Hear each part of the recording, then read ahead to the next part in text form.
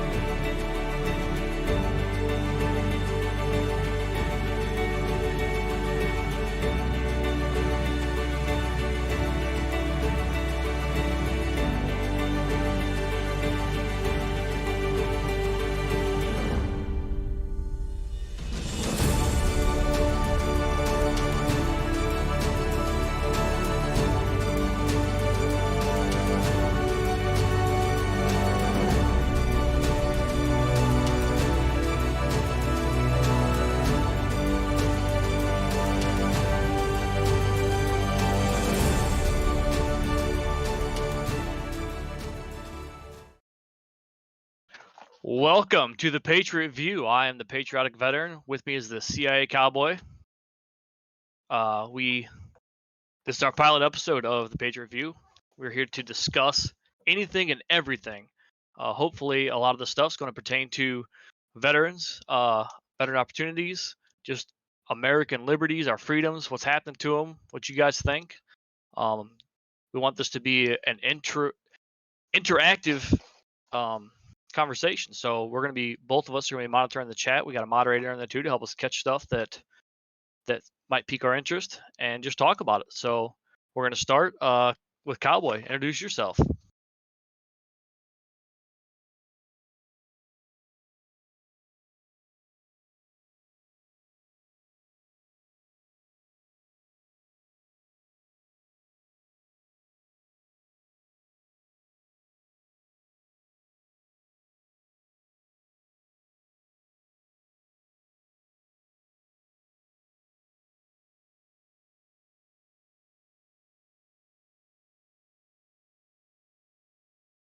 Hey, Cowboy, hold on here. You're still muted on the stream there.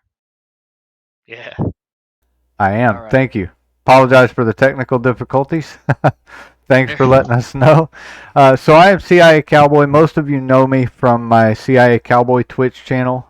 We do a little gaming there, and that's how I met Patriotic Veteran. I'm a big fan of the United States of America. Even with her flaws and her shortcomings, she's still the greatest place on earth to live.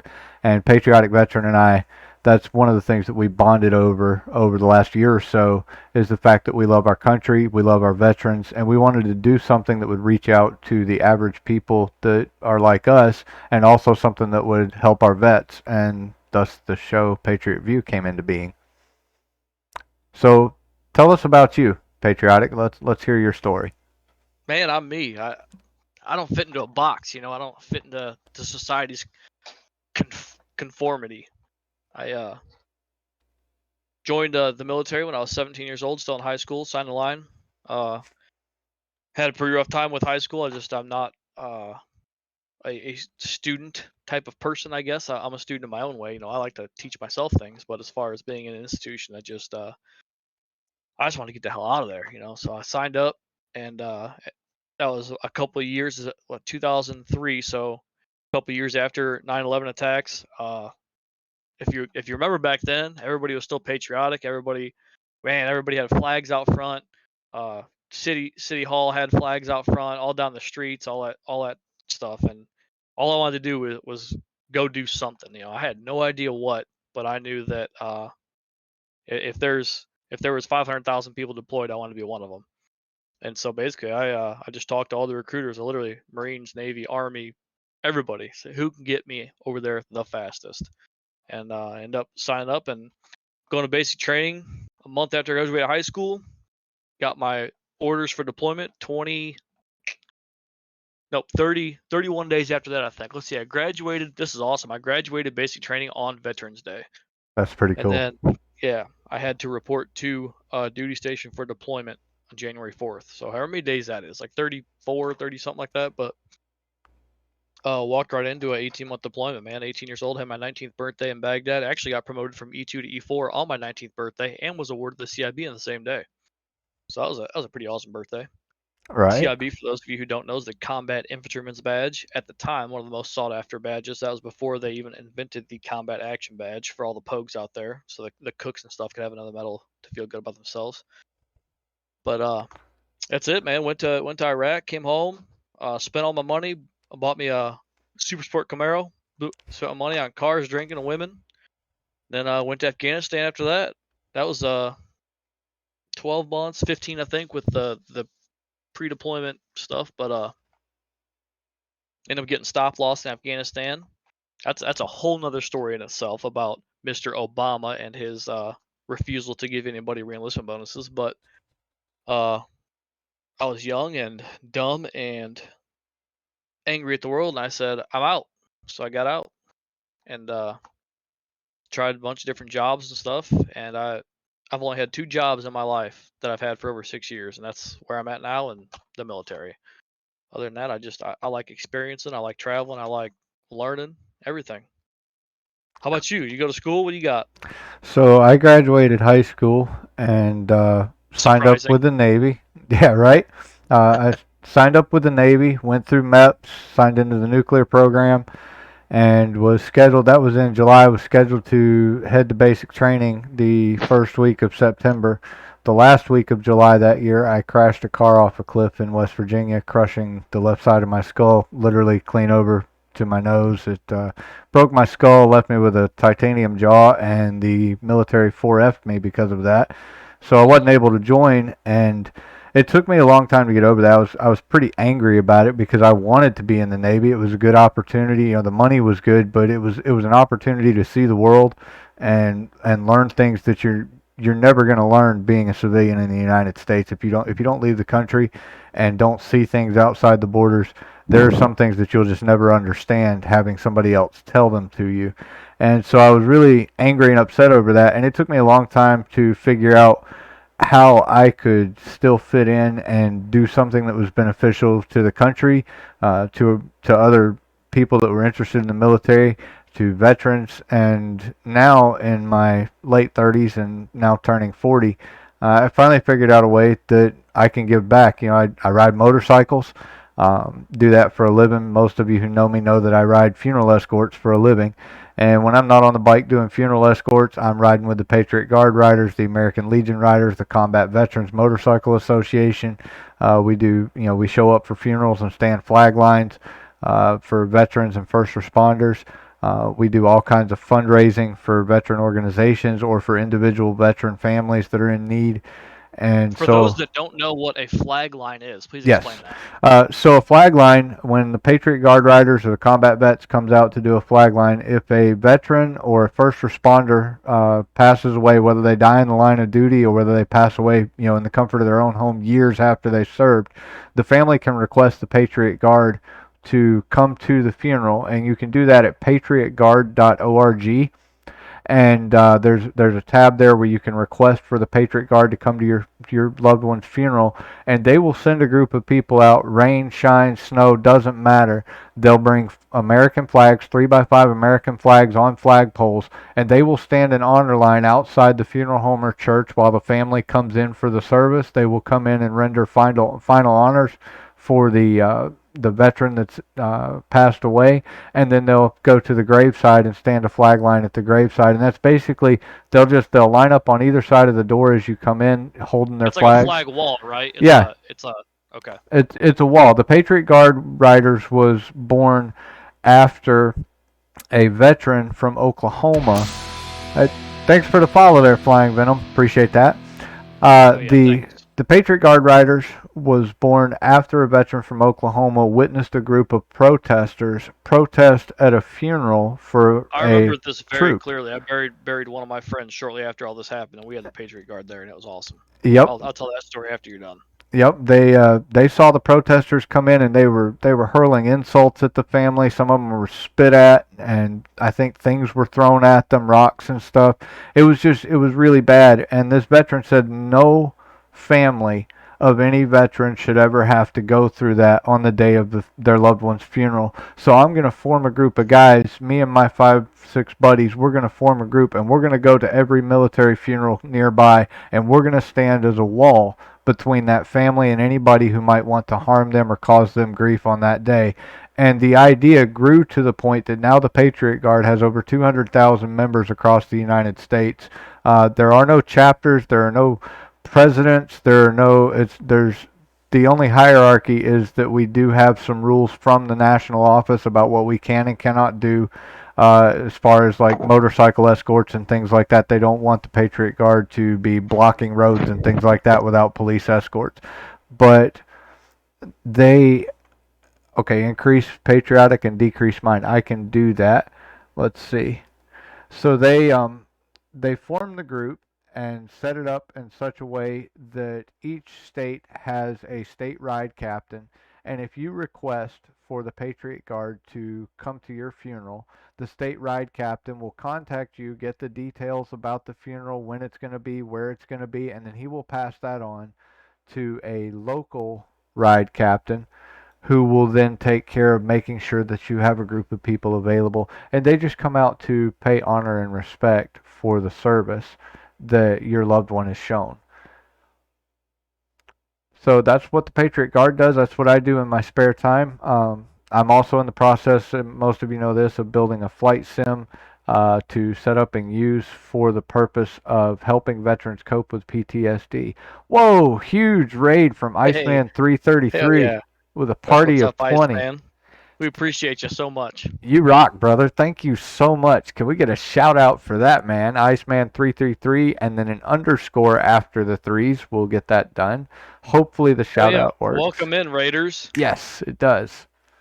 All the boys are here, both Saded, Grantler. See Chris Lowe up Man, there.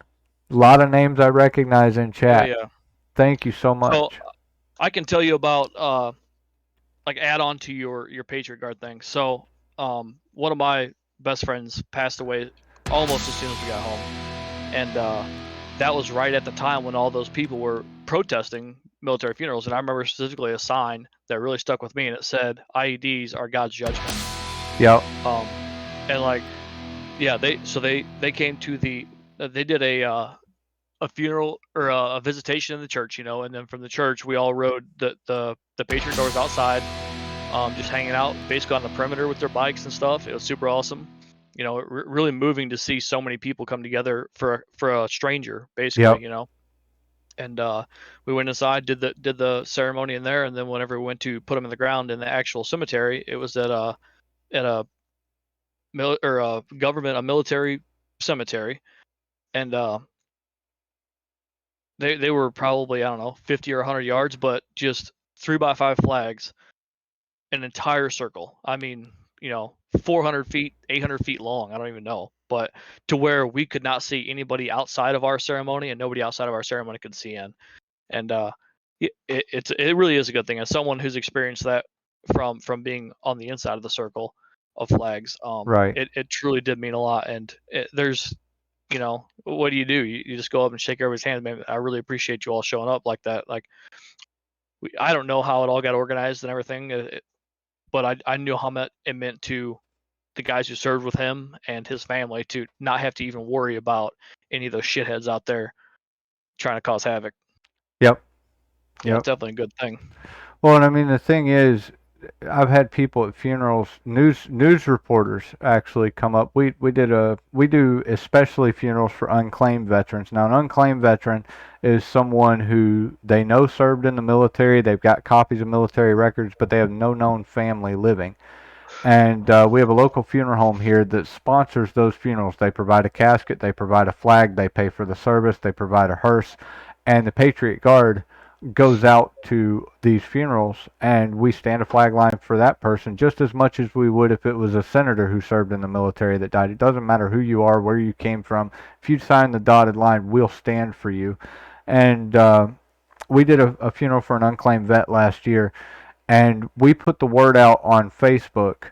And this was during COVID. It wasn't during the major part of the lockdowns, but a lot of people were still being very careful about social distancing and things Did like you wear that. a mask while you were riding your motorcycle? No, I did not. Oh, come on. Masks are a topic we will definitely take up at a later time because that's going to be a fun discussion. But we showed up, and we had like 1,800 people from the community show up to this funeral. They came in Damn. buses, they came in cars. For a veteran Strangers, that right? none of them knew. This Hell this yeah. guy had been in a nursing home for like 7 months, and he lived at a veterans halfway house. He was an older man, a Vietnam era veteran. He lived at a halfway house for vets for years before that, but he didn't have any family. So we showed up. The community showed up, and this news reporter went around like, how did you know the guy who served? How did you, and they were asking all of us that were in the PGR. They're like, how did you know this guy? And none of us knew him, and we don't. And she asked me, she goes, well, you didn't know him, and he wasn't your family, so why are you here? Why did you come to honor him? I said, ma'am, you can ask me that question. You can ask every other person that's here with the Patriot Guard that question. You're going to get the same exact answer from all of us. We came because he signed on the dotted line to serve this country, and that's good enough for us. Hell yeah. He And didn't know us when he signed up, right? that's right. He didn't know me when he offered to defend my rights. So why do I need to know him in order to pay honor to him and respect him for that? And she got real quiet and she walked away. Now, needless to say, that clip was not played on the news that night, and I was fine with it. I don't really care. But it was a teachable moment for that reporter to suddenly realize that, hey, there's something bigger than me going on here. There's something more important than a initial connection between two people. It doesn't have to be a friend or a loved one. If they loved you enough to sign on the dotted line to defend your rights, then why not show up and pay respect? And here's the awesome thing. Now, I know a lot of the viewers probably don't ride motorcycles, or at least not as avidly as I do. You don't have to ride a motorcycle to be in the Patriot Guard. They'll accept anybody that's willing to come out and pay respect to the military. You can drive your car. You can come as a group in a church bus or in a from work. You can bring a work vehicle. They don't care. They just want people that will come out there and tell the family thank you for the service. So it's a really cool organization that it means something when you do it. How are they funded? Do you know how they're funded? They're funded completely through donations. So once you join the Patriot Guard, there's no cost to be involved.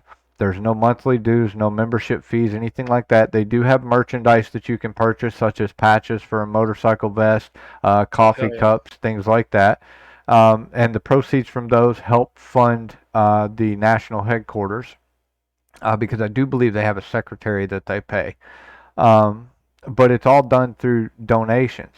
And what will happen is when the Patriot Guard say the local chapter here in Memphis, somebody gives them a donation, they'll take that donation. We don't have to send it to national. It doesn't go through a home office and get divvied up to where only 5% of the donation actually gets used. Everything that comes in from that donation is used to help a veteran's family or to go to help cover the cost of a veteran's funeral. I've seen guys from the Patriot Guard use them to buy groceries for active duty service member families where their family members deployed overseas and maybe they're struggling a little bit here at home. And Yeah, soldiery does not pay well. I don't know if anybody knew that or not. It pays like shit. Like you can go work at McDonald's and make the same amount that you're going to make as a private in the Army. That's 100% fact. That's fact. That's true. I have a close friend who was Thanks for the frontline. alert there, Iceman. Hey, be safe out there in the world. Appreciate that, all right? Iceman. We super appreciate your raid, man. I have a friend who served front lines in Afghanistan in the Marine Corps. His take-home pay was $1,200 a month. Y'all, we're not talking about somebody who's sitting in a cook shack. We're not talking about somebody who's back at the support base 30 miles behind enemy lines. This guy was at forward operating bases on enemy lines, dealing with IEDs, dealing with active fire every day. He was making $1,200 a month. So, Solid Band puts in here, soldiers are so underpaid. And I want to stick on this topic for a second. Let's do it. It's not just soldiers, Solid Band. It's all public servants. Yep. Period. Law enforcement. And doctors are not public servants. I don't give a shit what anybody says. Okay, researchers might be, but public servants. So you got firefighters, you got policemen, you got EMS, all emergency medical services, right? I'm not going to get into the differences between an EMT and a paramedic and a whatever. The reason that these people are underpaid is because we have a pull inside of us that won't let us not do service for our community. Whenever I signed up for the military, it was not, well, I wonder how much I'm going to get paid. How many years till I retire? I had no fucking clue if there was a retirement. Honestly, no idea. Didn't care. I wanted to do some shit, right? After I got out, I was on a fire department, volunteer fire department, 7 years. I don't pay. Doesn't matter. I'll still go in your house and save your cat if I can. You know what I'm saying? The government, the people, the taxpayers, whatever you want to blame it on, the politicians that we vote into office will always take advantage of that desire to help people by not paying well. Period. I agree. Been that way since the dawn of time. I completely agree. Yeah, a calling, right, Michelle? That's what I'm talking about. It's a calling. You either get that pull or you don't. And it's like I can't even. Like I tried to explain it one time, like an instinct. Like if you're coming up to a stop sign, everything in you says stop at this damn stop sign. You let your foot off that brake and roll through. There might be an 18-wheeler coming. Like that type of instinct or that type of pull or drive is what certain people feel about helping their community and shit. It's and we'll sacrifice. I made my first. I just told you about my first 18-month deployment. 18 months gone from my home. Right. I got 1 2-week leave. 18 months. I made a combined year and a half, $43,000 gross. Like that's terrible. That's horrible. I could work right now for 6 months and make that. Yeah, you go to the oil field and make that in a quarter. So it's that's the only career path or employment opportunity that I can think of that is not supply and demand driven, because the demand is there, but the supply is overwhelming only because of that calling that we feel. That's true. I mean, I looked into going to motor patrol here with Shelby County and with Memphis Police Department, and when I saw what they paid guys starting out, it's appalling. And I'm like, I don't see how you guys recruit at all, because I literally cannot afford to come work for you and feed a family of four. I make Yep. more money writing funerals and working as a freelance writer than I would if I worked full time as a police officer, and not just a police officer, but a motor patrol officer. Motor patrol makes a little bit more than standard police officers because you got to go through a lot more training, and having those skills already makes you a little more valuable. But you go to Memphis Police Department, and I think they start, if I remember right, their starting pay is like 19.50 an hour, and that sounds like really good money to somebody like me who grew up in a time when my first job was minimum wage at $4.75 an hour. But 19.50 an hour in today's economy, you cannot afford to live as a single person on that right now, not and be comfortable. Yeah, for sure. So Flying Venom here has a comment that touches on this. Congressmen get paid around 6 digits plus tax exemptions for the rest of their life. At least this is to my understanding. Yeah, Flying Venom, that's the way I understand it too. Actually, I looked it up about, oh shit, look, I argue all the time, okay? So I get an argument and then I'm like, I better know what I'm talking about. So I look it up, and the average congressman, or it could have been senator. See, this is where I'm like, I don't know, so I don't want to quote myself. The average salary at the time was $163,000, and that's for basically Washington politicians, right? Whenever you reach the pinnacle of that of Right. your political career, $163,000 is the average. So that's for life, whatever they make. You know, if they're an entry level your first year, you get 120 grand, whatever. Like, you're guaranteed that forever. You get your health benefits, your kids get it, all this shit forever.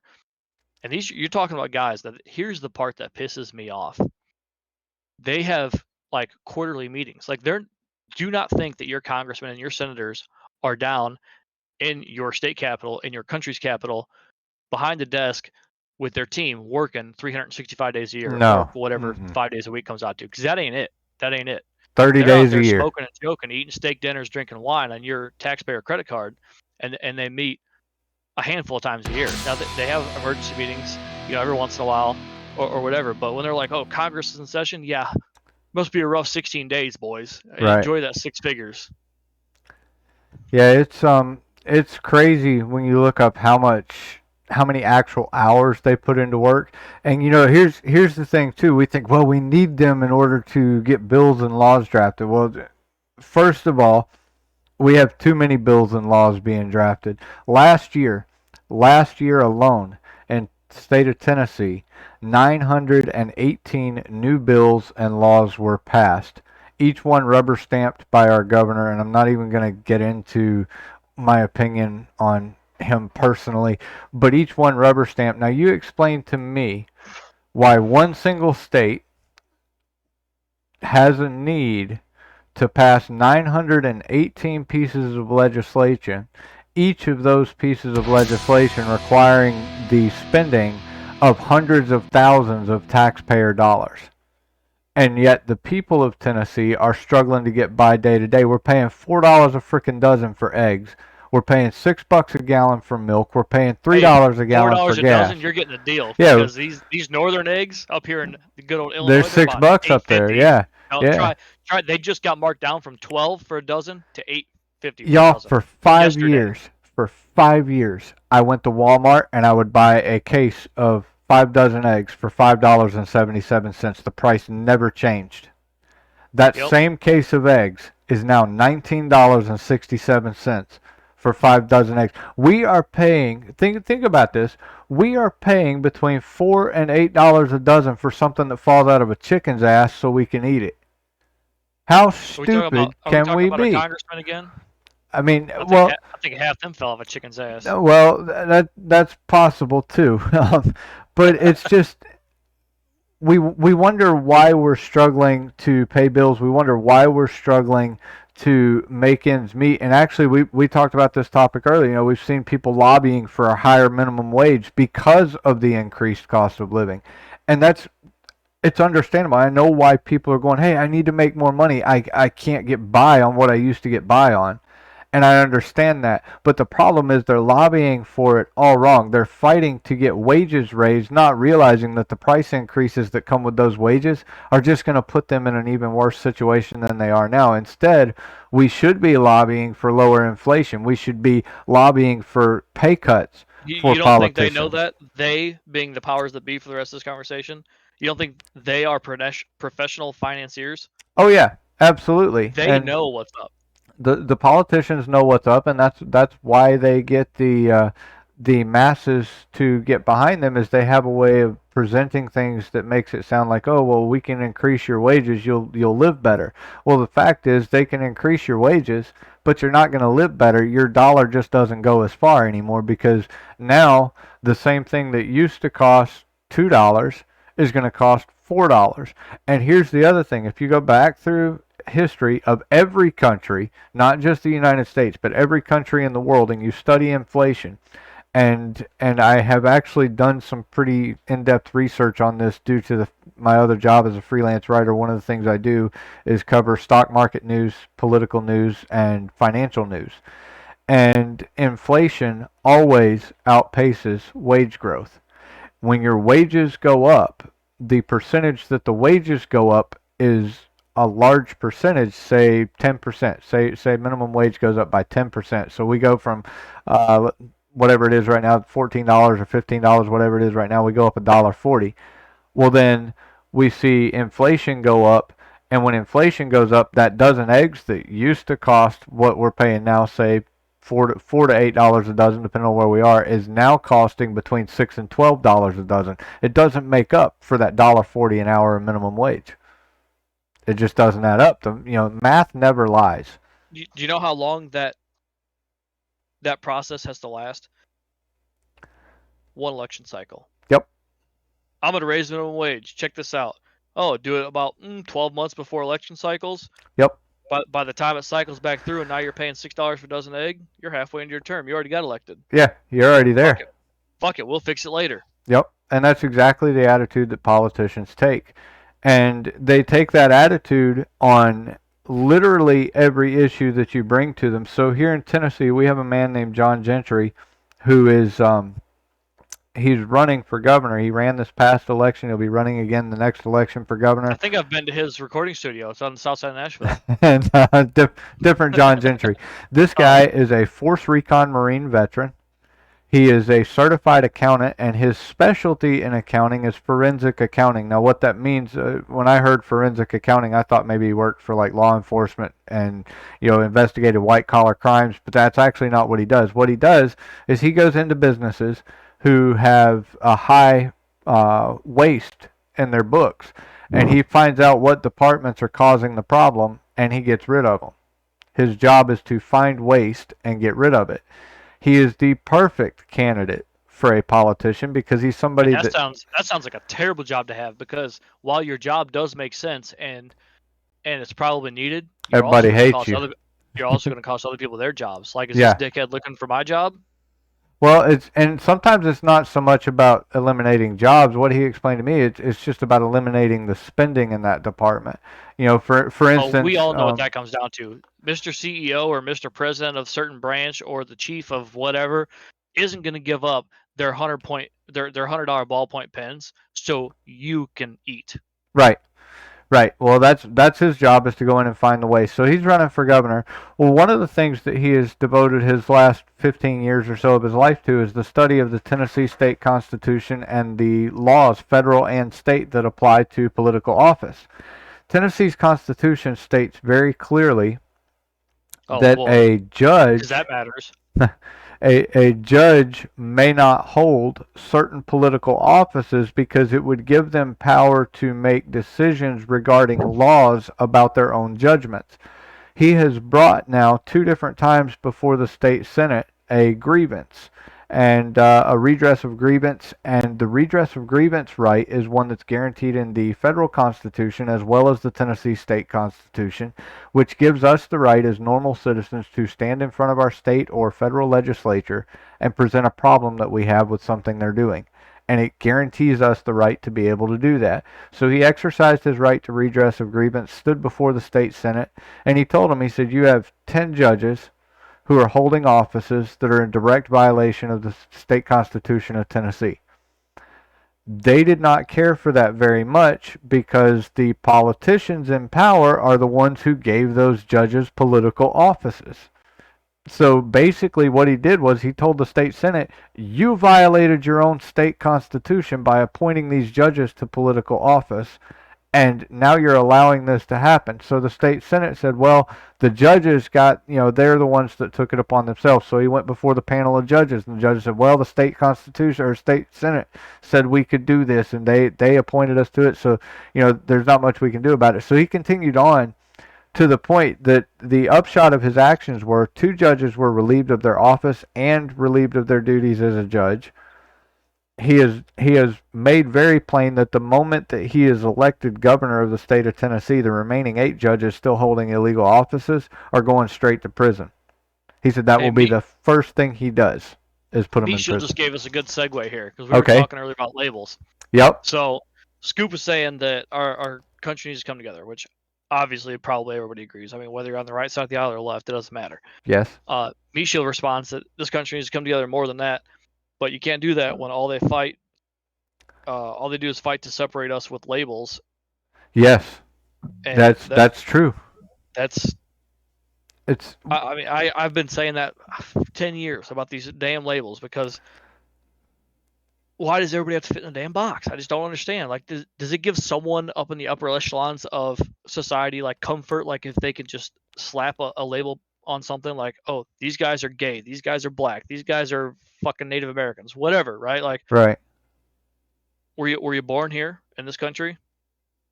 Oh, okay, because our Constitution states if you're born here, you're an American. So right. Drop the other shit. Did you fill out the paperwork for citizenship and take the test? Then you're an American. You don't need anything in front of that to define who you are. And I don't know what our viewership is made up of or what races are represented here. But if you're from the United States of America, if you were born here or you took the oath of citizenship, you are an American. And the more we let the news media and politicians and special interest groups split everybody up by labels, by using terms like African American, Native American, we use all these different labels to describe somebody. When you do that, you start classifying people. And when you start classifying something in someone's eyes... What is your goal when you classify things? To separate and to grade according to quality on somebody's opinion. The forks don't go with the spoons. Yep. This thing's a damn fork. This thing's a damn spoon. Let's separate them and put them in different sections of this drawer. By the way, that drawer is full of lower class Americans. That's what the whole drawer is. That's all of us, right? Low and middle class. I guess they like to call us to make us feel a little better. Right. The middle class. Yeah, fuck off. We have Americans, and then we got the high society guys who run the shit, the families. I don't know if you guys know about the family, but the labels are absolutely segregation. We're just not segregating by color anymore. Right. We've adapted our segregation in this country from let's do it by color to let's do it by something else. We do religion. We did straight up nationality for a while. Like what World War II after the Pearl Harbor attacks, we're like, hey, gather everybody that looks like an Asian and throw them in a camp. Yeah, exactly. When you classify something, when you start labeling things, whoever's coming up with all the labels, the end goal is to grade them. When I'm working at a factory and my job is to sort out automotive parts, say I'm sorting out carburetors as they come off the assembly line and I got to grade them. Or if I'm working at a chicken house sorting out eggs and I got to grade them when they come off the line. Those eggs, when you go to Walmart and buy eggs, you can buy grade A eggs, you can buy grade A large eggs, grade A extra large eggs, and those are classified according to someone's opinion by what quality they are. The moment you start letting people convince you that labeling each other is okay, you start falling victim to whatever their opinion is of what grade somebody is, whether Well, I one think race should be labeling's better than okay. another, or whether one group should be better than another. I think the labeling's okay because we all do fall in under certain labels. I mean, like there are certain things that you just can't like. I'm a gun owner. That's a label that I Yeah. have. I'm okay with it. The problem is our society has directed us to define yourself by that label. So you either have to be straight, or you have to be gay, or you have to be bi, or you have to be trans, or post surgery. You have to be like you have to fit into only this compartment is what we're being led to believe. And Yep. that's the only way you're ever going to be accepted is by your special group of people. Well, that just rebirths segregation. Like, What happened to Americans? You and I had the talk the other day about how America views our veterans and the difference between World War II, Vietnam, and current day. And I brought up the point that an old man once told me that in World War II, the entire country went to war. The moment that we got true. involved, when Pearl Harbor got hit, the country stopped what it was doing. The women went to work in the factories. The men went overseas to war. The children picked up scrap metal and scrap rubber to make tires and metal for airplanes. And the whole country stopped what it was doing and went to war. When Vietnam happened, most of the country sat on its butt, and the rest of the guys ended up getting drafted and enlisting and going over to Vietnam and fighting. And so we ended up with a portion of society that was not grateful for the troops when they came home. And that attitude, though not as pronounced today as it was immediately after Vietnam, still lingers on. And the problem is that a lot of the people who were not grateful for our troops back then are the ones who are now calling the shots in high ranking political offices today. Well, and it's not just that, like as you say, the whole country went to war. Like war bonds were a huge thing, and maybe a lot of people are younger and don't understand what the function of war bonds were. Basically, it was an American citizen who had enough money buying a war bond is giving the U.S. government a loan. Like the U.S. Yep. government acknowledged, hey, we don't have what it takes in the bank to go kick Germany's ass, but we really need to go kick Germany's ass. So we're going to send our guys over there, and for every 25 gallons of gas you guys spend, we're keeping one. The war bonds, it's a certificate of deposit. Like I'll buy a Uh-huh. $50 war bond. I might get the money back after the war. Hopefully we win, right? And Right. it was literally everybody in America having to do this. Not having to, I guess, but for the most Choosing part, to most people had to. get Um, people like John Basilone on tour promoting them to help raise the funds. yeah, and that's literally what it was. So like to add on what you're saying about the men went to war and the women went in the factories. Yeah, like the wives that at that in the 40s they were in the kitchen. They went from the kitchen to the bomb factory, Yep. or a tank manufacturing plant, like whatever it was. And then the children, like shit, a lot of children stopped going to school. You know what I mean? Because Uh-huh. now they got to stay home and tend to the chickens and the hay and whatever. Yep. And everybody felt the impact. And I can personally tell you from the wars that I've been in, you come home and yeah, shit, everybody for a week is like, man, you're so awesome, you're fucking great, we're so happy to have you back, all this stuff. Well, then But what that's about changed it for them while you were gone? That's the because question. we went to war, gas got cheaper, minimum wage went up. Wait, what? Like Yeah. politicians, though, man, it's all That's about elections. I mean what really changed for how did the people that you knew when you went overseas, so you went right out of high school, the guys that you graduated high school with, when you came back, they hadn't been overseas, they hadn't joined the military. What were they doing when you came back?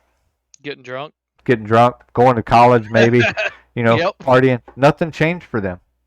No, that's all I'm saying. That But the impact wasn't worldwide felt. but And when you came back, things had definitely changed for you because you had a completely different worldview, or am I wrong? well, hell yeah, I never had $9,000 in my bank account before. Yeah, no, obviously my view changed. I'd never been more appreciative for American soil. I mean, getting home and I'm probably gonna. Where's my wife at? She ain't in here. Probably gonna get struck down, but I got home. I was shredded. Had a little bit of money in the bank. Had a sweet car. I never seen so many beautiful women in my whole life.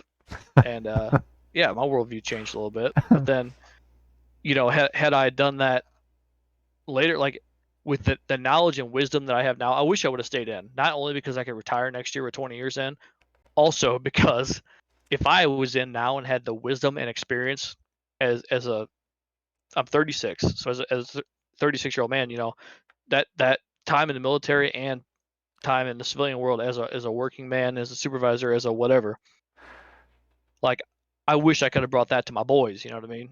But There's a good question for you in chat from Soliban. She said, question for Patriotic Veteran. Do you personally like having people show their appreciation and gratefulness for serving? um, you know, if they do it in I can't find the word. If they do it in a non-conspicuous manner, I guess. Like I'm not trying to go to a I'm not one of those guys that goes to a sporting event. So the national anthem, the general rule for national anthem is you take your headgear off and you put your hand over your heart, right? And now, in my opinion, especially since we're way beyond women don't have rights. We're on this equality, right? We're all equal. Women, take off your damn headgear. I don't care if it took you 6 minutes to get your ponytail through the top of that beanie or not. Yep. Everybody takes off their damn headgear. But veterans are allowed a special exemption to that, to where we leave our headgear on and render a salute to the flag, right? Mm-hmm. Now, to me, I'm a pretty judgmental guy, like a prejudice, and I mean that. I mean that to the definition of the word prejudice. I likely will judge something before knowing all the details. So whenever I see some dickhead down in the front row in front of me rendering a salute to the flag, and I'm looking around, there's 8,000 people watching this dirt race, and he's the only dude down here. I'm like, to me, that's a cry for attention, and I don't ever want to be that guy. I don't want my like if one of my buddies from combat was behind me watching me do that dumb shit, they'd come slap me on the back of the head, be like, just be like everybody else, you dickhead. You didn't do this for the showmanship, right? You didn't do Right. this for the glory. So solid band, to answer your question, I guess directly, is uh pretty much in general, no, I do not want your appreciation shown to me. However, I've had people, I don't, man, I don't wear like the hats that say veteran and I served this and I served that. I don't wear my medals on my shirt. I don't I don't have a bell coat that says I was in the army. Like, I believe in humbleness. I don't really know why. I guess I never had like a reason, but it makes me feel awkward Who you are. if there's any show of gratitude. And it's not your fault. Like, if you want to come up to me, shake my hand, say, hey, thank you for your service, that's good. Like, we don't need nothing else. You know, I was in Taco Bell one time and had a dude. I don't remember how or why he knew I was a veteran, or what happened. Maybe he recognized me from school. I have no idea. But he just came over. Like, he approached me as we were making our order there in Taco Bell. He said, "Hey man, I really appreciate your service. Would you mind if I bought your family your dinner tonight?" I said, "Shit, man, that'd be great. That'd be awesome. I appreciate that a whole lot." Swiped his card, shook my hand, peaced out. Like, that's it. Yep. That's good. That type of shit's good. But for the whole big show stuff, that honestly, just a pretty judgmental statement, but I'm gonna say it because that's what we're here for. The people who want the pat on the back and the ceremonies and to be on the 50-yard line of the Chicago Bears game, those are the jokers. Those are the guys who didn't watch their friends suffer and all that shit. Those are the guys who sat in the back 40 figuring out my paperwork so I can go home for 2 weeks. Who want the appreciation now. That's truly Yeah. how I feel about it, and I believe most combat veterans would say the same thing. If you're out there asking for a show, it's because you probably don't feel gratified by the service that you gave your country. I think that's a good point. My family, we love our vets. You know me well enough. Those of you who do know me have spent enough time on my stream.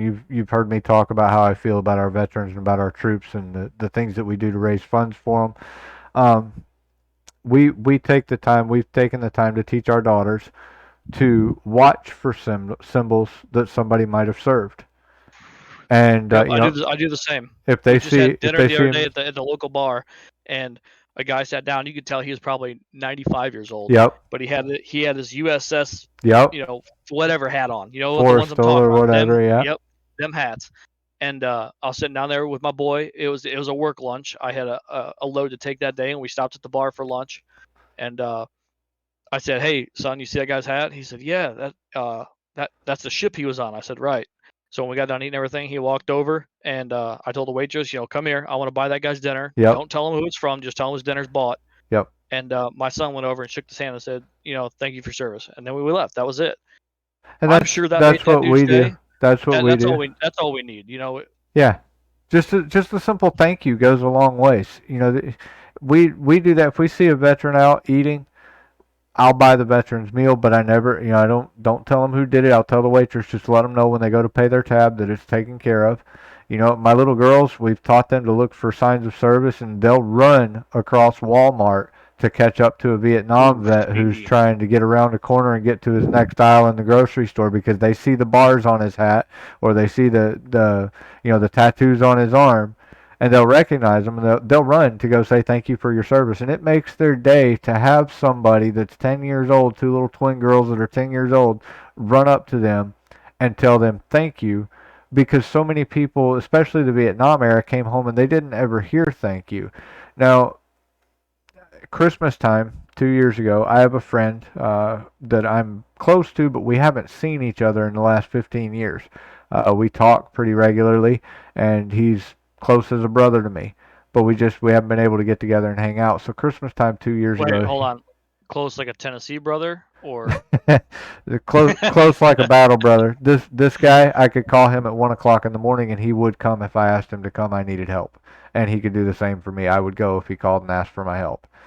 And he came to see oh, us at Christmas. He's driving a truck, came into town, and I went and picked him up, brought him to the house, and he's a rough old boy, got hair on his shoulders and big long bushy beard. He spent time in Afghanistan, frontline special forces, and he came back. And he wasn't the same guy as when he went away. He learned a lot of things, and his views changed too.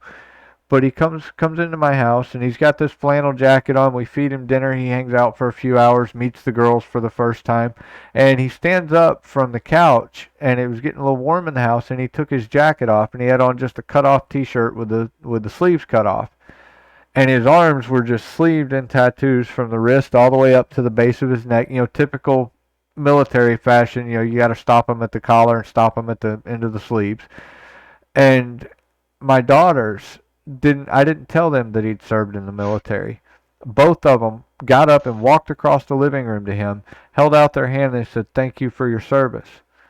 And he goes, "Well, thank you." And he gave him a hug. And a few minutes later, I took him back to his truck. And as I'm dropping him off at his truck, he said, "How did they know that I served?" And I told him, I said, "We've taught them to look for things." And I said, "One of the things we've taught them to look for is certain symbols in tattoos and the way the tattoos are laid out and how they stop at a certain place and start at a certain place.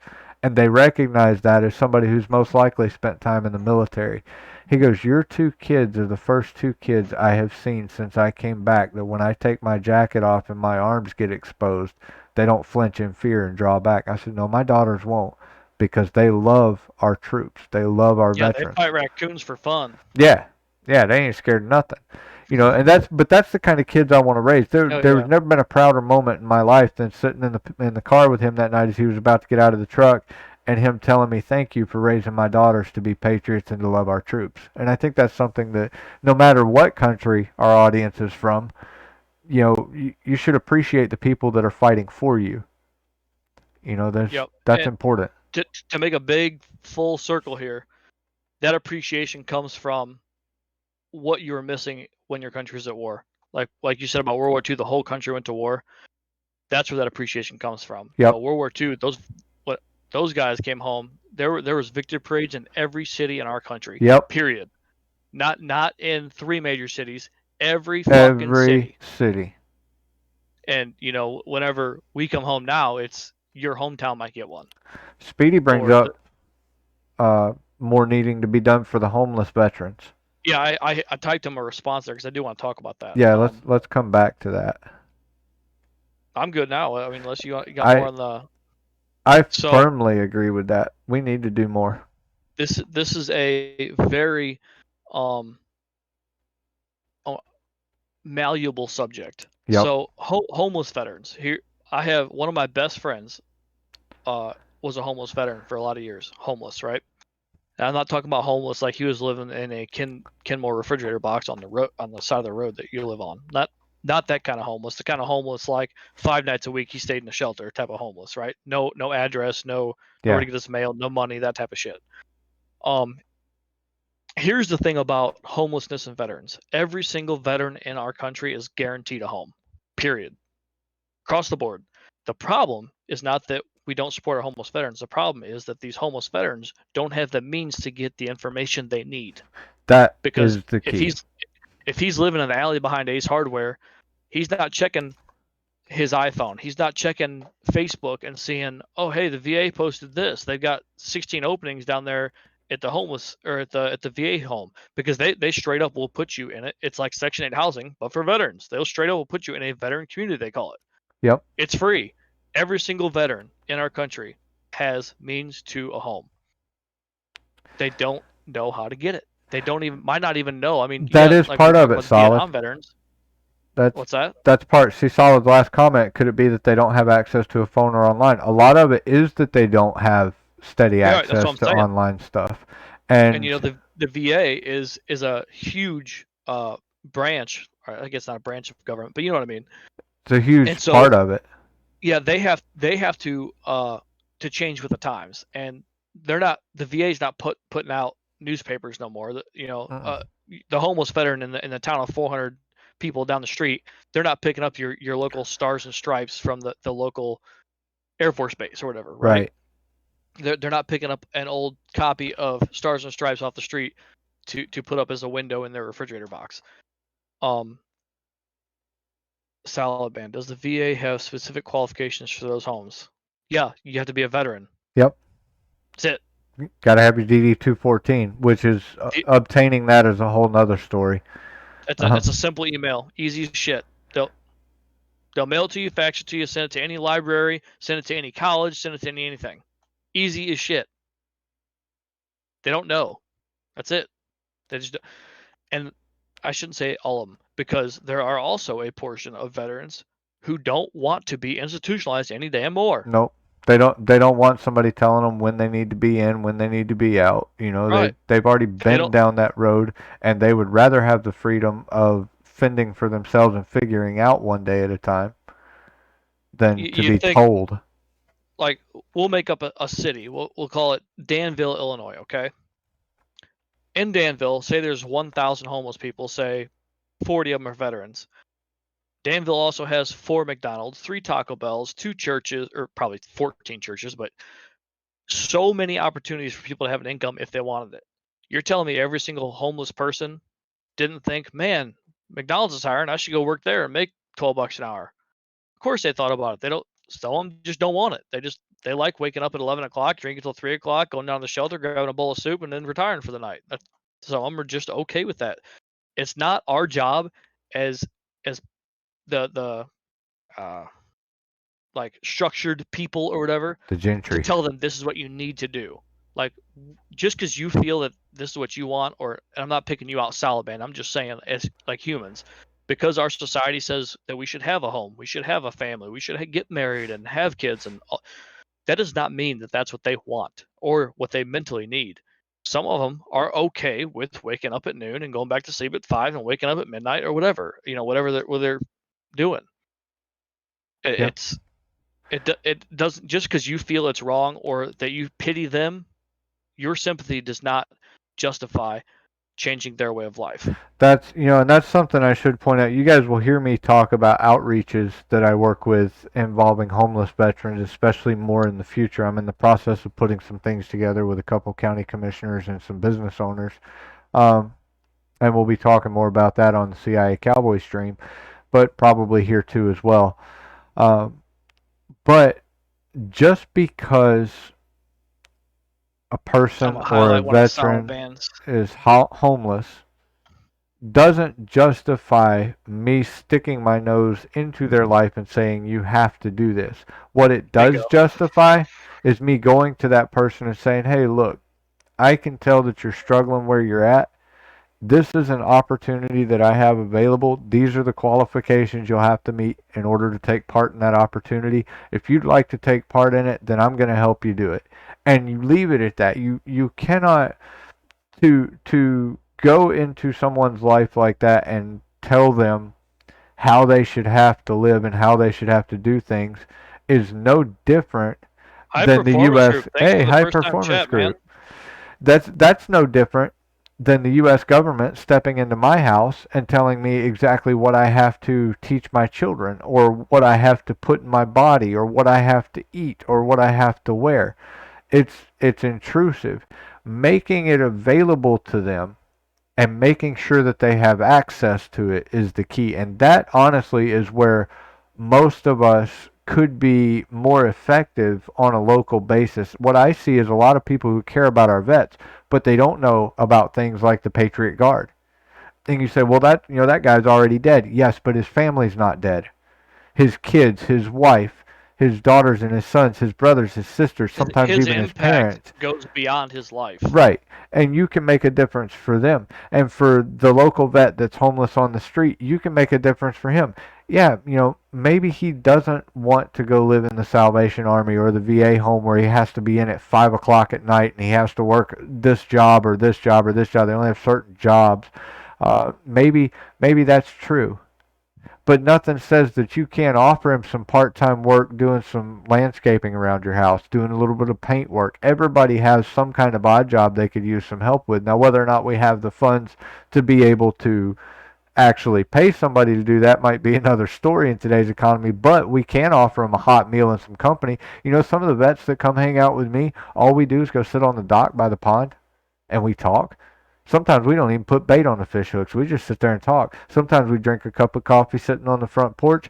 A lot of times we just get on our motorcycles. We don't even talk to each other. Just get on our motorcycles and ride 50 miles through the country. All they need to know is that somebody is there for them and is willing to spend time with them and invest in them, because that is the single most valuable thing that you can give to anyone. It's not money, it's not food, it's not a job, it's your time. When you invest your time in someone, that is your most valuable resource, because it is the only thing in this life that you cannot make more of. I can always go earn more money. I can always get a different job. I can get a different house or a different motorcycle. I can give those things away, but it doesn't change somebody for the rest of their lives. Whereas when I invest my time into that person, trying to help them and teach them or even learn from them, that's different. That's an investment that lasts the rest of your life and the rest of theirs, even if you never see that person again. So we got a couple of good comments over here. Okay, go ahead. Regarding the homeless veterans, Taliban asks, could it be? I got a stupid thing up here right now. That they don't have a physical license or a license or a physical address for the jobs. Better question: are those jobs requiring things that homeless vets can't meet? I'm sure that's some of it. I mean, obviously, but without making an attempt, you don't know. Like, right. We can ask the questions, but we can't, from a question, derive an answer. Well, then too, how bad do you want the job? Are you willing to do what you need to do in order to get the job? Are you willing to go live at the shelter and be in at a certain time? Like quitting smoking or quitting drinking or any of that stuff. You have to want it. If you don't want to put in the legwork, then you probably aren't going to meet certain requirements that you need to have. Back to my homeless veteran friend, like straight up, I pulled him. He was homeless for a minute doing the shelter thing, and finally got placed in a VA funded apartment. It was actually just a 4-bedroom house that they split up 4 different ways, but either way, it was free rent. If they wanted cable or internet, they had to pay for it, stuff like that. Any luxury items they had to pay for, but their needs were met. But he was a very good friend of mine in high school, and we ended up in Afghanistan at the same time, different units, different bases, all that stuff. But I ran into him one time in Afghanistan. Oh shit, I didn't know you're here. What's up, man? Well, he ended up moving about an hour from my house when he got out, and he was homeless for a while. And at that point in time, I had already got promoted to lieutenant at my job, at my job here, my civilian job. And I'm like, I can walk you in the front door. I got you a job tomorrow. How would you like to make $75,000 next year? Does that sound good? Yeah, man, it sounds great. What do I need to do? Well, you need to work out a little bit. You can't be fat, and you got to stop smoking pot. Nah, I'm good. I'm not interested in that. Pass up 75 grand because of something he wanted more. So, I mean, is there a problem with we wouldn't got to say veteran homelessness? Shit, homelessness period. Yeah. But how many people truly want out and are willing to do the work to get out. If you're not willing to work to better yourself, you can't expect me or want me to work to better you as well. I will absolutely hold your hand and drag you up the hill with me if we're going together, but As long as you're you going to can't. take a step. Yeah, you can't lay on your back and wait. Sharpie Lady 82, welcome. I assume it's Sharpie, even though the I and the E are backwards compared to the markers. Or is it Sharpay like the dog? I don't know about dogs. I know who to ask about dogs though. Meat Shield, he's Meat a Shield. dog. Is that how you spell Sharpay? Yep. Yep. Sharpay. Right. So I'm going to guess she raises dogs. Hey, and she's probably born in 82, so she's almost as old as you are. Or she has 82 dogs. Oh shit, that'd be terrible. That'd be a rough. That's a lot of dogs. So she says my dad is a homeless veteran. He finally got an apartment after being on a wait list for 7 years. Let's see. Here we go. I'm gonna shit out my prejudgment. So I would like to see a response. This is not me attacking you. I'm asking a legitimate question that my curiosities can't hold back. So for 7 years, he continually attempted to get a job in a house and could not find one for anything. Is that what we're being told here, or did he apply and then nothing? That could be due to where he is. It could be. I don't know. That's why I'm asking. Size of the town, things like that. What was available in the area, and why did they keep him on the list that long? Don't mean I'm speaking for all the homeless veterans around. Right. Like, the situation in Philadelphia could be drastically different than this where I live. I don't know. If he truly applied and what continually met whatever requirements there probably is for veteran homing, and it took 7 years, that's a goddamn shame. Like, that should never happen. That's the type of shit we need to talk about. So if you've got details, give details. That's the type of shit we're here. This is what this is for. I'll give you one better than that. Not only give details, tell me where, so that I can find out what politician in your town needs to be outed for crap in the bed when it comes to taking care of our veterans, because I will personally handle that. Did he contact his local American Legion post? The American Legion will pay rent. Man, the American Legion does some incredible stuff. That I love. So I'm in the American Legion, even though I didn't serve, because I'm in the Sons of the American Legion. So guys, girls, if you did not serve, I figured you're in the daughters. Oh yeah, that's me. If you didn't serve, but you have a father, a grandfather, or a great-grandfather who served, and you can get proof of their military service, the American Legion will accept you to the Sons of the American Legion.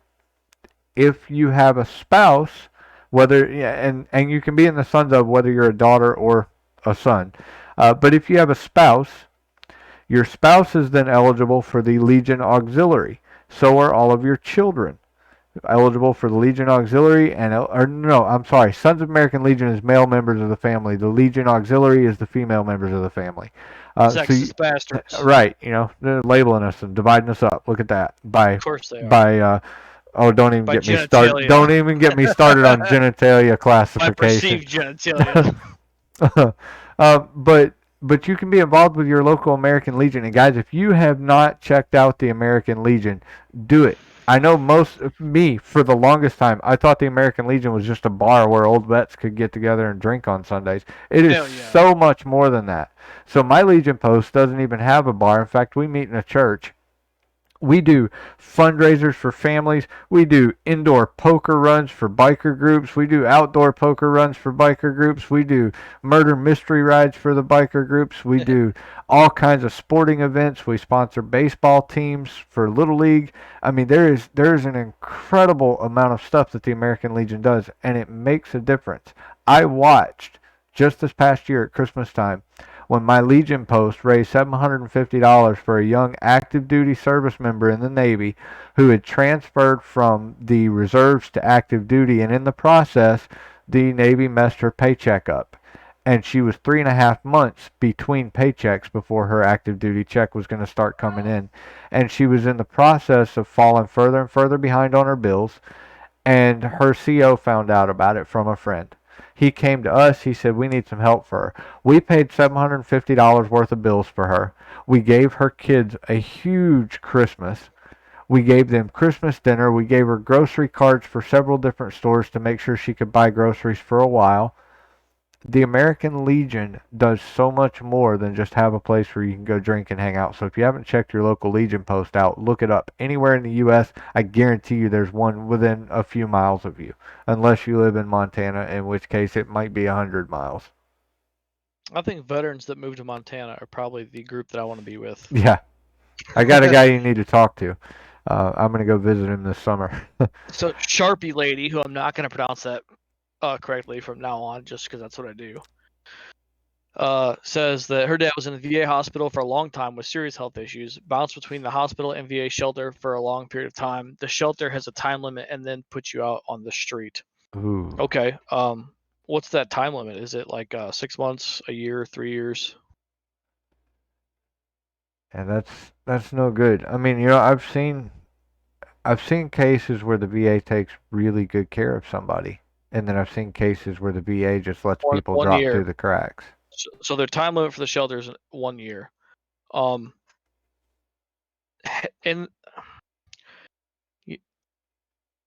did he apply for any disability claims? Like, it's about seeking the information, man. In this day and age, I can send you an email to a guy who represents my area of Illinois, and he will get you set straight with whatever rights and benefits that you've earned in your service. Period. Like, his job that he makes 60 grand a year at is to get me what I'm supposed to have. That's his only job. The better he is at his job, the more money he makes. He'll get promoted to be a regional guy and then a district guy, or vice versa, whatever way that goes. But like, these guys are awesome. They're veteran advocates out there that they centralize their life around giving back. And like, I emailed this guy, said, hey, I'm a veteran. I was told that any injuries I had while I was in the military are supposed to be compensated. He's like, yeah, we'll get you hooked up.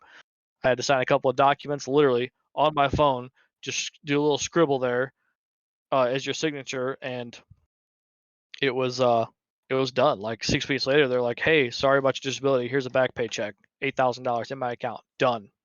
Nice. And that's useful to have somebody like that.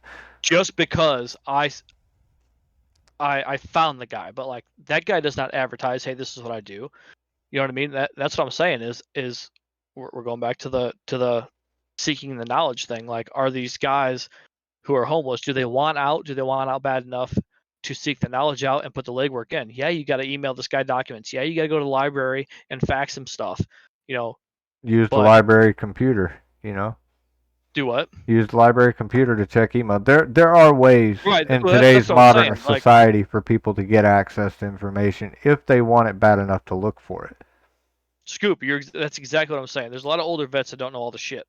I paraphrase that. He did not say know all the shit, but yeah, that's exactly it. And so, how do you get these guys the knowledge? I mean, do you walk the streets and hey, are you a veteran? Hey, are you a veteran? Hey, are you a veteran? Oh, hey, there's one. Come over here, old Johnny veteran. Come here. Did you know that if you don't want to be a piece of shit, then you're like, oh, this fucking rich white dude who made 75 G's last year just pulled up in his big ass Dodge Ram is telling me about how I don't know how to go about it. It's right. It's a struggle. You want to help people and you want people to have the same options and benefits that you have, but how do you do that without coming across in a judgmental way? And alcohol's a killer. That is one thing that the VA does not like to fight with. No. Congratulations on his sobriety, for fucking real. Apparently, I've received a text message. We know each other. I didn't know that when you started talking, but man, you know my struggle with alcoholism. Then I got shithead parents that love that bottle, and 29 years. That's fucking awesome. That's pretty cool. Congrats. I'll give you a little applause. That's fucking awesome. Two thumbs up for that. Absolutely. Oh, you can't see him. Here, let me get him. No, you're invisible. You're ghosting yourself. I'm ghosting myself. There we go. 2 thumbs up on sobriety. That's awesome. One of the things that we run into as well when working with vets, and I cannot remember the actual job title, but the guy who handles Veterans Affairs in Fayette County. Fayette County, Tennessee has about 50,000 veterans that live in it. Hold time out. Let me cut you off real quick. Okay. Here, I'm gonna solve some of this problem right now. We have 22 viewers on our channel. If anybody knows someone, or knows someone who knows someone, or knows someone who knows someone who's related to someone, I don't give a shit. Get a hold of me. I'll lead you in the right direction. If they want help, Yep. you get a hold of me on Same, their behalf. Same here. Say, hey. Actually, let's just simplify this. If you know somebody who needs help, email us directly at patriotviewttv@gmail.com. And we'll get the information into their hands. We'll give you the information to give them. I'll get it to you in a printable form. patriotviewttv@gmail.com. We will make sure they get the information. Now, one of the things that I see, like in Fayette County here where I live, there's 50,000 or so veterans. We have one guy in the county who works for the Veterans Affairs, Department of Veterans Affairs. One counselor. He's so overworked that he can't keep up. So what I am doing is I'm partnering with Wounded Warrior Project and with a couple other outreach groups that will provide veterans who know how to fill out the paperwork for things like disability. Not guys who are trying to muddle through it, but guys who've already been down the road, they've seen the rejections, and now they know how to get past the rejections and make it work. I'll give you a little sweet spot. Right Okay. now, with the COVID shit that's going on, there's a lot of people who are still scared of COVID, or if they're not still scared of COVID, some of the guidelines still exist. You don't have to travel to every appointment you have. Most of the appointments you can do on a phone, telehealth, on a library computer, on your friend's phone. It does not matter. If you know someone who is eligible for disability, they are doing remote claims. Yep. Because of COVID. They're still under some of the pandemic guidelines. So it's not, right now is a sweet spot. It's never been easier. It's never been easier. But if you know somebody, get their shit together. Here's one thing to keep in mind though. 80% of the people, 8 out of 10 people who apply for disability with the VA get turned down the first time. The reason they get turned down is because of a piece of paperwork that is not filed correctly. So what I will do, you email me somebody that you know needs help getting disability or needs help filling out paperwork for the VA, email me. Get in touch with me, and I will connect you with somebody from Wounded Warrior Project or one of the other organizations that I work with who will put you in touch with somebody local to your area that can help that person fill out the paperwork that they need. And these are people who have gone through classes to make sure that they know exactly how the paperwork should be taken care of. Citizenship is also a reason for being turned down, even if you've served. I can't remember the name of the bill that they overturned that used to allow people to join the military, and after 4 years they would receive their citizenship papers, and that's now apparently been offset. Do you know the name of that bill by chance, Patriotic? No, I actually wasn't paying attention to it. I was trying to get a hold of my kid over here. I'll grab him by the ears. Sorry. Well, he's in a different room. He's out in the damn sunroom. I'm looking through the window. Oh. So yeah, citizenship it can be a reason for being turned down. I do think there are ways around that.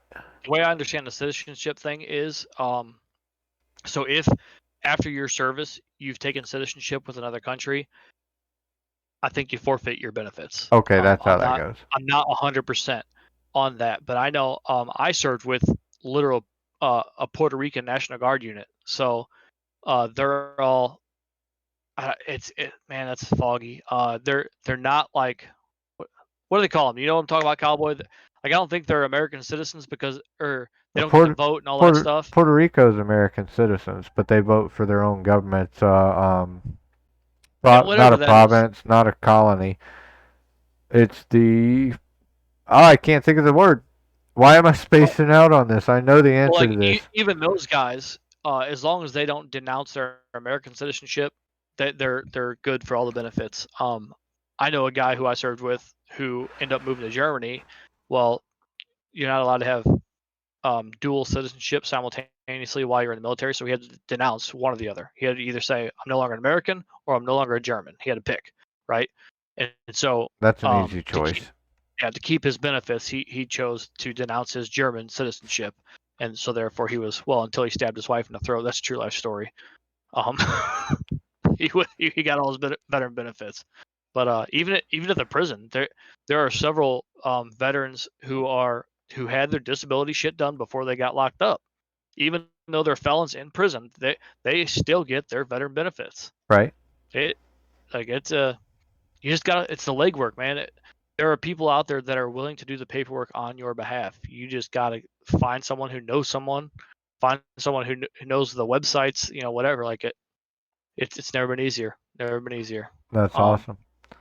Cowboy, do we have a scheduled break or anything coming up, man? I gotta go empty the We bucket if you need me. don't, but I can throw a break up. If you guys will give us about 30 seconds, we're going to take a pause for the cause, and we will be right back. Oh yeah, appreciate that. Let me know when we're off air, because I can't really see what you're saying. You're good, brother.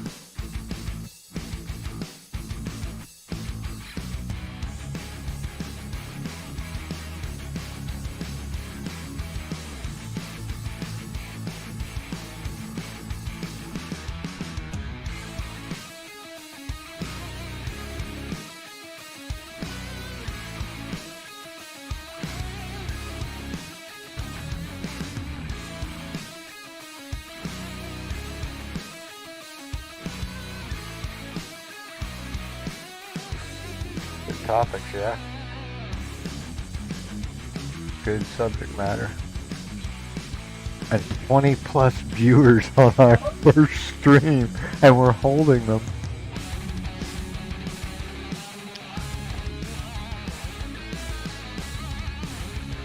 It does this every week.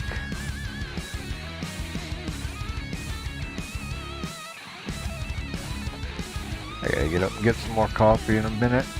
I don't know, I only got 35 minutes left. Do you mind?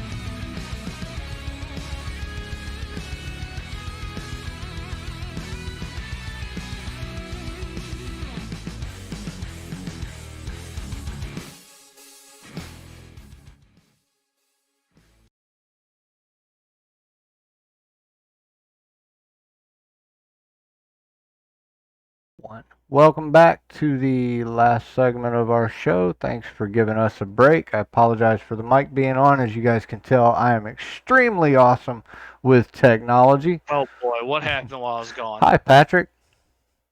There's Patrick. Here, Patrick. Tell everybody hi. Tell him hi, and thanks for checking in to watch your dad. Hi. I was gonna say hi back, except for Cowboy. Hi, buddy. That's it. Wave and say hi, and thanks for checking in. Thank you for We tuning drive in. trucks with this little guy from time to time. Two people in here with us. Thank Tell you. everybody hi. Hello. Say hi, chat. Thanks for checking in and watching our show. Thank you for checking in and watching my dad's stream. All right. Let me have that back. Very cool. All right. Give me that. He's like, hey. Wait, I'm lighting up. What's that? Oh, well. So we're back. We're talking about issues that I surround love you. Give the girls veterans. kisses. And I'm so glad to be doing this stream. You know, I had the idea of doing a stream around issues that involve veterans about a year ago, and I was thinking about it. I was like, you know, but I don't need to be the one to Iceman, what host up? it. Yep. Yep, there's Iceman. Sorry, I wasn't trying to cut you off. I just No, love you're Iceman. you're good. I had the idea for doing a stream that surrounded issues involving our vets, but I felt like hosting it by myself. Number one, it would fall flat on its face. Number two, I didn't have the personal experience of serving and being a vet that I felt like having a veteran alongside me would offer. And so when I approached Patriotic Veteran, the funny thing is he said, "Well, I've been thinking about doing a show, you know, kind of along the same lines, and you know, I hadn't really thought much about who would host it with me or anything like that." And I was like, "Well, what do you think about us doing it together?" And so we put this together. I told him as long as we end up in a hot tub at some point in time, we'll get some views. This is true. This is true. We're guaranteed to have viewers as long as we have a hot tub, right? Uh, so back to issues. We've been talking about veteran homelessness, talking about the VA, things like that. Let's talk about some of the things that we've learned together over the last year or two gaming together, and things that you probably already knew, things that I already knew. About how we bring veterans together through the online community. What do we do that enables us to bring vets and normal citizens together in a community that works? Pornhub, I think, is a good one. I'm out on that one. Just kidding. Um, Shit, be inclusive is the big one. I mean, what else is there? We Well- don't make anybody feel out of place, right? yeah, you know, Everybody's welcome. We might judge you, but it's in fun. right. We're gonna pick on you, and guys, if you've hung out with either of us long enough to get to know us, then you know that we are just like a never-ending stream of sarcasm. And I think that's why Patriotic and I get along so well together, is that we can be sarcastic with each other, and neither one of us takes it personally because we know it's just sarcasm. I mean, you know, for instance, I know he can't even spell the name of his home state. He knows I was homeschooled, so you know it's all good. It shows. I can tell your teacher was your aunt cousin. So, but more so than just being inclusive. I mean, we have a community. Both of us have vibrant communities that, to some extent, have melded into one. I spend almost more time in your Discord than I do my own. You Yep. spend a lot of time in my Discord as well. And we drive trucks together. If you watch the intro video, we drive trucks. We fly. we Scoop. Hell yes, we drive trucks. And if you've ever seen Cowboy, didn't you watch our intro video? 3 minutes of it is Cowboy trying to roll a truck. we drive ATS. Patriotic also does some iRacing. I have not yet gotten into that, but I will be in the near future, hopefully. I love iRacing, man. That place is awesome. You talk about a community. Holy shit. Good people there. That's where I met you, was on an iRacing stream. Guzzler 1. What's up, Mike Carr? You Irish? Mike I heard the Carr. Irish like them taters. So we're talking about ways that we bring the communities together. We use Truck Sim, we use iRacing, we use World of Warships. A lot of guys play Yes, World of Scoop. Warships. This is the CIA Cowboy. This is CIA Cowboy. The Confederacy of Internet Airheads Cowboy. Confederacy of Internet Aviators, Confederacy Oh, of my Internet bad. Assassins, Carriers in America. It Assholes. depends on what game we're playing. So we use all these different games, and I mean we have a wide variety. And honestly, last night we had a great time with Iceman and Charles Farmer and some other guys all playing Red Dead together. We do a lot of different stuff, and that Yeah, Scoop. community is a We lot all of drove fun. on Monday. Yes. Yep. Same feller, Scoop. Same guy. So, but tell me, Vet, what got you into gaming? I mean, obviously, we probably played, Contra. old school, yeah, Contra, old school console Straight up. games. What got you into PC gaming? Oh shit. I don't know. You don't remember I don't the game that No triggered idea. you to move to PC? So for Well, me, okay. Yeah. So I can tell you. You want to go? no, go ahead. Why we got our first PC? I say we got our first PC built. Why I paid for Whiskey Dick to build my wife her first PC was because she was in the GTA a lot, Right. and we used to watch this guy. I'm not going to call out on our stream because he's already super famous, and he had to give me some love. Not the other way around. But we watched him do these GTA roleplay videos, and he was hilarious. Like sometimes he'd play a drunk homeless dude, sometimes he'd play like a corrupt cop. He was an awesome in character gamer. And she was like playing like we got an Xbox One or whatever. She was playing Xbox GTA Online a lot, and she was like, I'm kind of over it. Like it's kind of the same thing. It's a little bit of a grind, Right. By the time you get everything going, it's about time to go to bed and whatever. And I was like, well, what about this role play? Like, would you be interested in getting a computer and doing this? Like we all know females do extremely well streaming and just in gameplay generally. And she was like, yeah, you think we could do that? Shit, yeah. So I got her computer for birthday or Christmas or some shit. Had the old Whiskey Dick assembly one, gave me a good prize. It was actually right at the beginning of the COVID pandemic, so everybody was like dumping their last year's versions of graphics Right. cards and everything else, And so we got a pretty good computer built for a really good price. And well, it turned into I was iRacing every day. I got hooked up and got addicted. And so she's like, why don't you just buy your own computer so I Right. can have mine Get back? off mine. Yeah. So that's really what it was. The GTA had piqued her interest, which I had never had a gaming computer or anything. And I played, what's that global conflict game? Counter-Strike. I played CS:GO. Counter-Strike. Yeah, I played Counter-Strike before it was Global Offensive, just a regular old Counter-Strike it was called. That was really the only online game I'd ever played. And until I started, like literally like 6 dudes from work were like, "Oh, you like iRacing? I iRace." I'm like, "What? Come on then, let's go." And then all of a sudden I had a iRacing community, and I'm like, "Well, shit, I think I'm a funny guy. Probably somebody else thinks I'm a funny guy. You What if look I funny. streamed it? What if I streamed it? So I'm like, shit, that's literally. So I kind of got Rainbow Six Vegas too. Yeah, I'll still whip your ass at that game, Meat Shield. That was back when you were DJ 97 TA. I know your call sign. We know who you are. Yeah, but before computer was all Xbox. Steam is still running in case you didn't know. Oh, yeah, Iceman. You still got a viewer too. Yeah, he's at work and still got a viewer. That's Boy, pretty Iceman. good when he's not even on stream and he has a viewer. We need to take some lessons from Iceman on streaming. I think have to get him to come on here and do the chicken dance. He might be doing us a solid there. What he might have done is rated us. Maybe hosting. Yep. So anybody comes in, he's got the host on. I bet he did. Iceman, I Very see what you're cool. doing. We appreciate that. You rock, brother.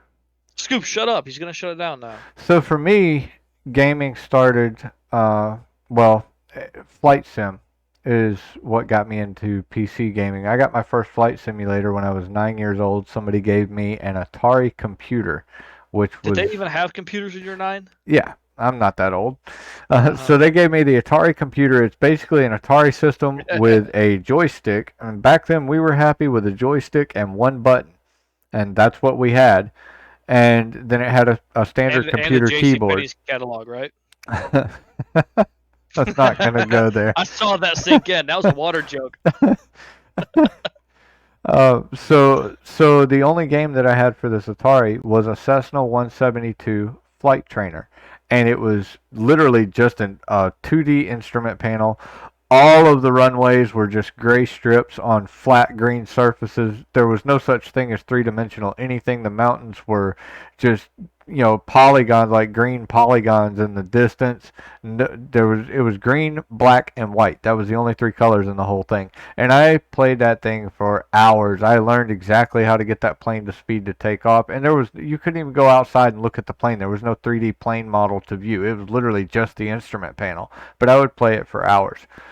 I didn't get my first gaming PC until 2013, and it was a laptop.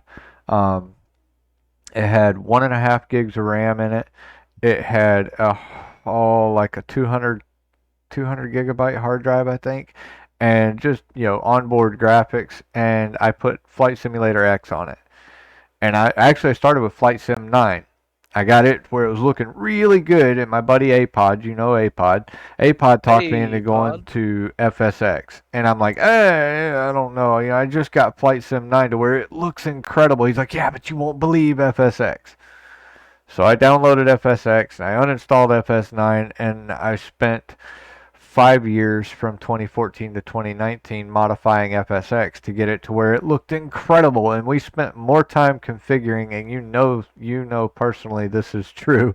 I spent more time configuring than I did flying, but I learned how to fly using FSX, and then I bought an experimental airplane. I took 4 hours of flight lessons, and I bought an airplane and flew it home. And I used the knowledge that I gained in the flight sim to fly that aircraft home. And I flew it around for 3 years. A little ultralight single-place aircraft. Loved it. Hell yeah. 2019, I moved from FSX to Flight Sim 2020, and I was dragged kicking and screaming because I'm like, I just finished configuring this and finally getting it to look good. And did they have screen share back then? Oh yeah, we had screen share. We used Zoom back then. You had TeamSpeak for voice comms and Zoom or TeamViewer for screen share. I said share your screen quite often, but I learned how to configure the flight sim. And when 2020 came out and I got into that, I started digging into that, learning how to configure that. And honestly, that's probably what's built my community more than anything else, more than the games that I play, is the fact that I'm willing to dig into those games and try to help anybody who wants to play with us learn how to use them properly, how to configure them properly so they run smooth. And I think I should probably change my stream to where it's got troubleshooting or something like that in the name, because typically I spend at least 50% of my stream time troubleshooting for myself or somebody else. And I know a lot of people would close their stream down rather than do that. I would rather share, because I feel that's the way that the community learns to troubleshoot their own stuff, is by seeing it done. So I'm more than happy to share. But Flight Sim got me into PC gaming. I played some COD 4 on the PC, ran a server for several years on that, played Kuma War. Apod and I actually met playing Kuma War. And, you can say what you want to about the COD series. The modern ones suck. They're garbage. Yep. But COD 4 is the greatest first-person shooter of all time. And I am not the only one to hold that opinion. PC Mag will tell you the same thing. See, I said something about her, and there she checks in the chat. Of course. Oh, she had to. Yep. She had to. Ears are burning.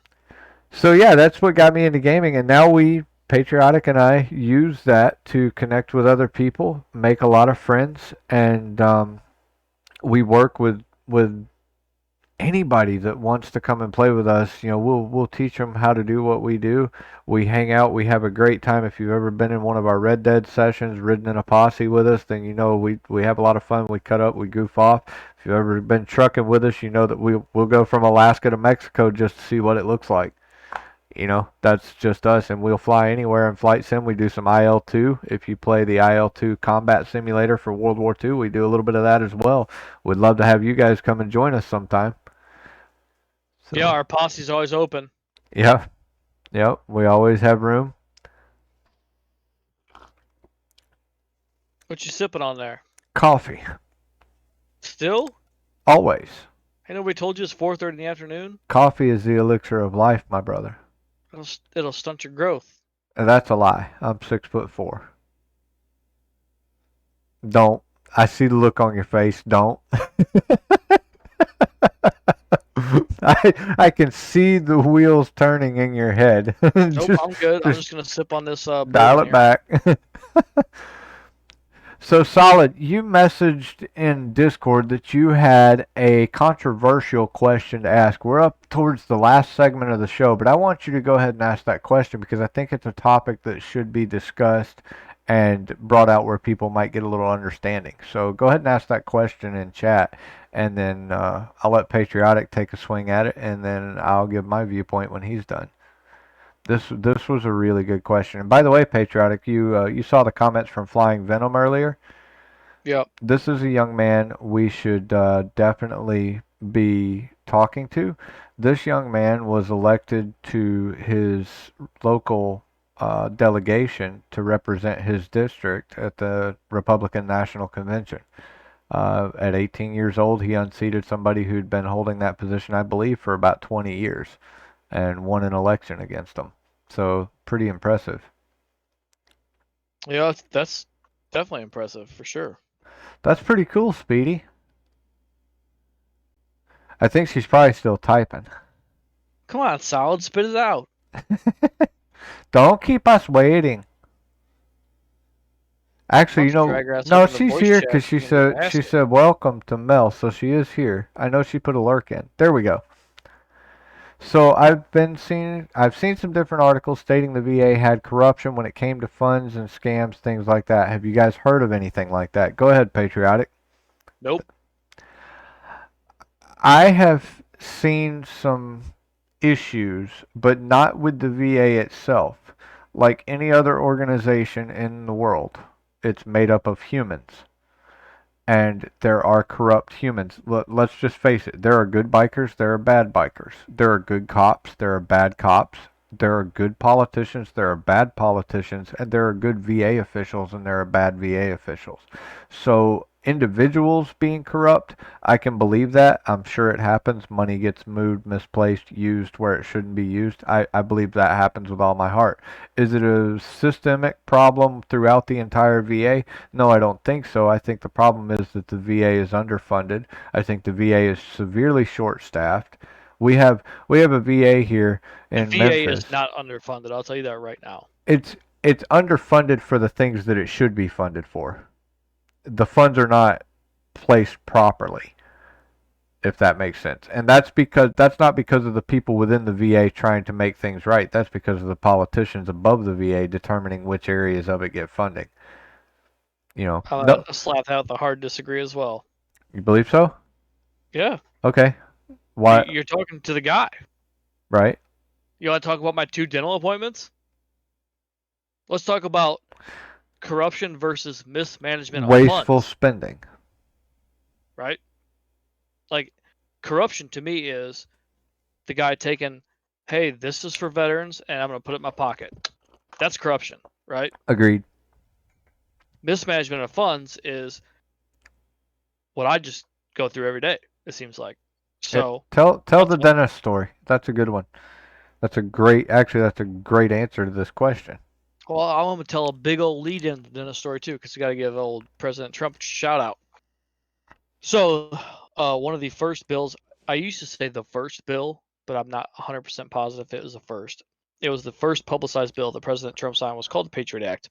And what that allows is for any veteran who is under the care of the VA is allowed to go to a caregiver of their choice for care, as long as it's like outside of a 45-minute drive or a 35-minute drive, whatever the regulation is, from their nearest VA facility. So Trump basically recognized that Scruffy Tam.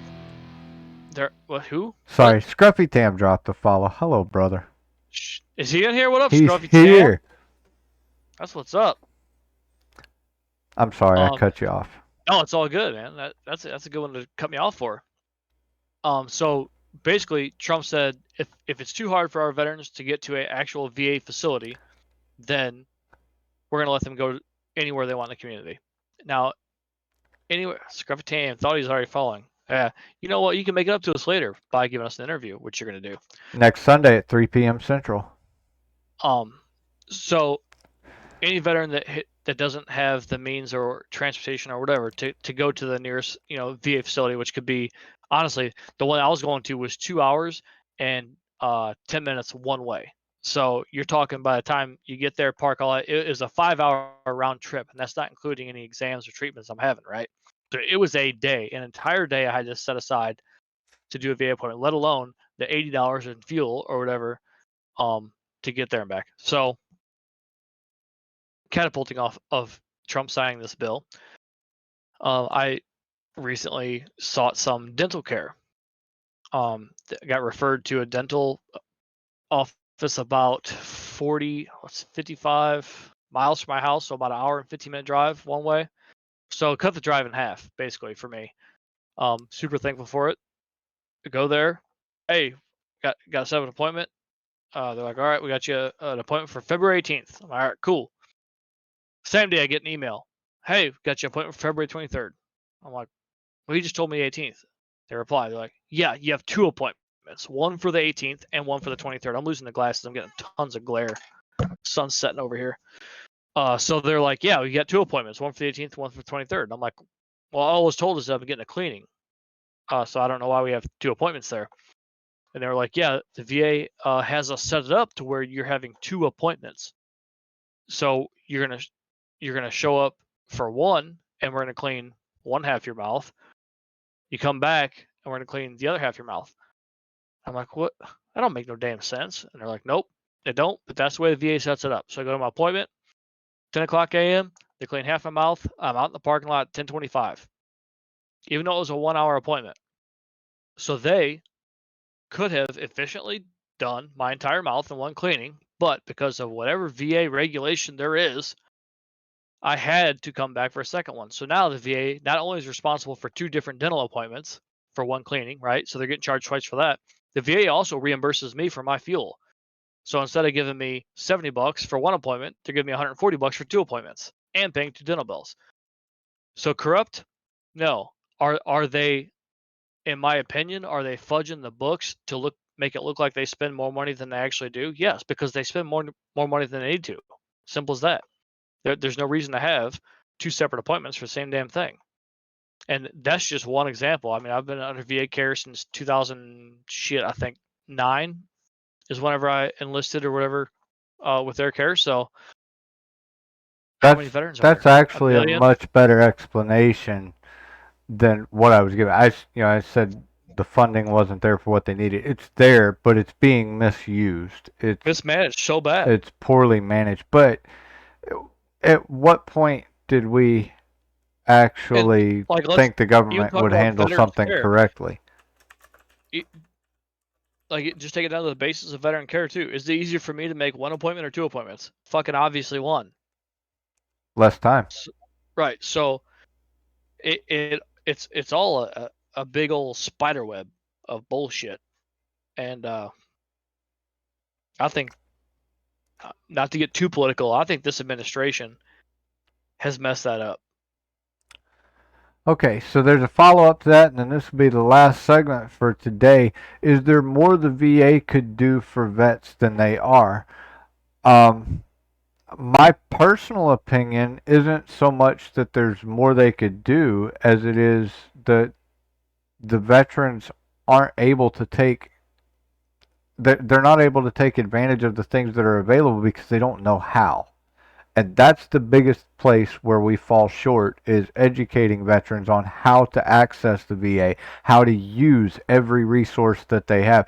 These guys, they don't know that they can go get help for their rent, for their light bill, for their for transportation. The VA will pay for transportation to an appointment. Yep. What do they pay you to drive to your appointments? I think the rate right now is 49 cents a mile, getting ready to go up to 56, I believe. But it doesn't matter. Even if you don't want to drive yourself, can't drive yourself, don't have a car, whatever. Yes, Meat Shield, that's exactly what I'm saying. If you don't spend it, you lose it. Coming to budgetary talks next year, they want to say, we spent all $36 billion you gave us. Yep. So please give us We 39 need more. this year. Yeah, we That's need more. exactly it. And yeah. Because we didn't mismanage the 36 well enough. Right, exactly. But yes, transportation. Any veteran can get transportation anywhere. Like I said, they just have to know about it. It's a matter of knowing about it and asking for it. So it sounds like we've talked for an hour and 50 minutes about how the shit do we get this information out to veterans. Pretty much. How do we So educate them?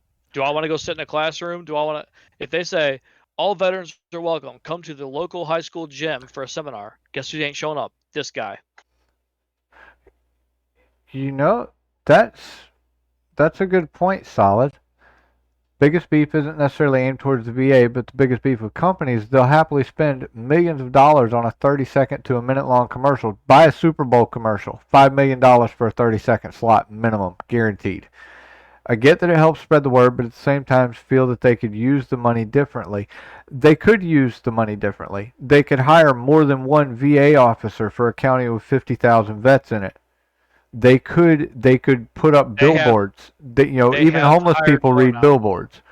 So one of the things that Trump also did was allow for third party. I don't want to say bargaining.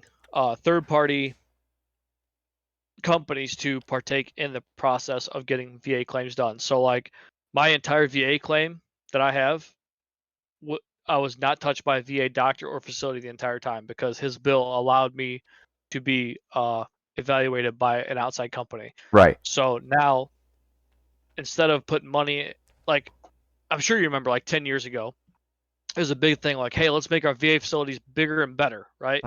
Like we got, Rush up in Chicago, which is like the biggest VA hospital there Right. is. And You got Memphis they, down here, which is another yeah, huge one. they're getting away from that now. Now, instead of having one big central location with everything available, they're networking, Yep. which makes way more sense. We should have done that 20 years ago. Should have We should have done that. 100 We years should have ago. done that after Vietnam.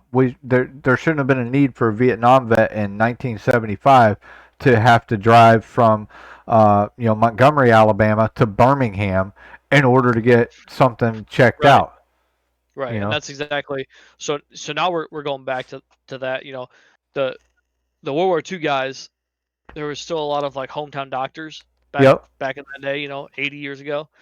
And so we're kind of going back to that, to where we're allowed to go. I can travel 15 miles down the road to the doctor who delivered me 36 years ago, Right. who's still in business, and say, "Hey, man, my eyes are kind of fucked up. You want to? Oh, yeah, here, Well, take these who glasses." knows your body better than the guy who's been seeing you your whole life?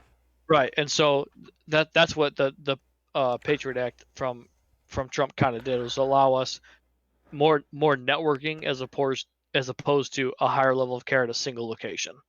So that's truly helped. But I want to talk about what Salaban's saying about the money spent to everything. Yes.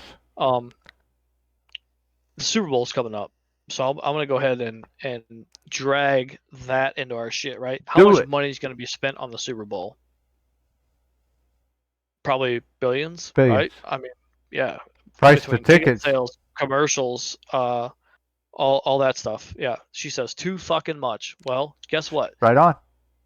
It's not too much, because I'm going to drag this right into supply and demand.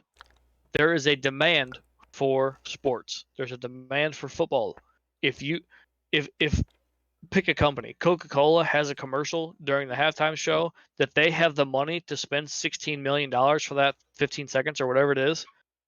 Why do they have that money? It's because you've been giving them your money for your whole life. Right. Right? It's supply and demand. Why can what's the teams in that? The Chiefs. Why can the Chiefs charge $300 a ticket? Because there's only 80,000 seats and 80,000 people are able to buy it. Just because me and you are too poor to partake in that shit, don't mean there ain't a demand for it. There is. Whenever we start boycotting companies, and I'm not talking about boycott like, I ain't going to Walmart to buy toilet paper no more. Well, you're on a Sam's Club. It's the same goddamn thing. I'm talking boycott. Don't step foot in a motherfucker. Like, if you want to change that Walmart's buying everything in China, don't go to Walmart. Yep. Go to damn Lowe's and buy your toilet paper, because they got it. They got toilet seats. They got kitchen utensils. They got shingles for your roof. They got plywood for your garage. At the end of the day, it's about convenience. We that's the difference between a preference and a belief. A preference is when we say I'm not going to do this because it's bad for the country. A belief And I'm is cool. when we I'm cool put with that. ourselves out of our convenient and our comfort zone in order to actually make that preference happen. I can say all day long, I'm not going to go to Walmart. I'll go get my groceries elsewhere. But now I got to make 4 extra stops instead of just one stop to get That's the everything that I argument I need. get in with my wife every day. Why didn't you go to Aldi's to get our damn eggs and our milk? Well, because I was already going to Walmart for this. You know, how many stops you want to make with my 2 kids? Right. Sorry. You know, okay. You Well, having extras while you're not looking? no, I was counting her actually is what was happening because she's a child too. But you know what I mean? Like, I'm not in her shoes, so I can't say I don't give a damn.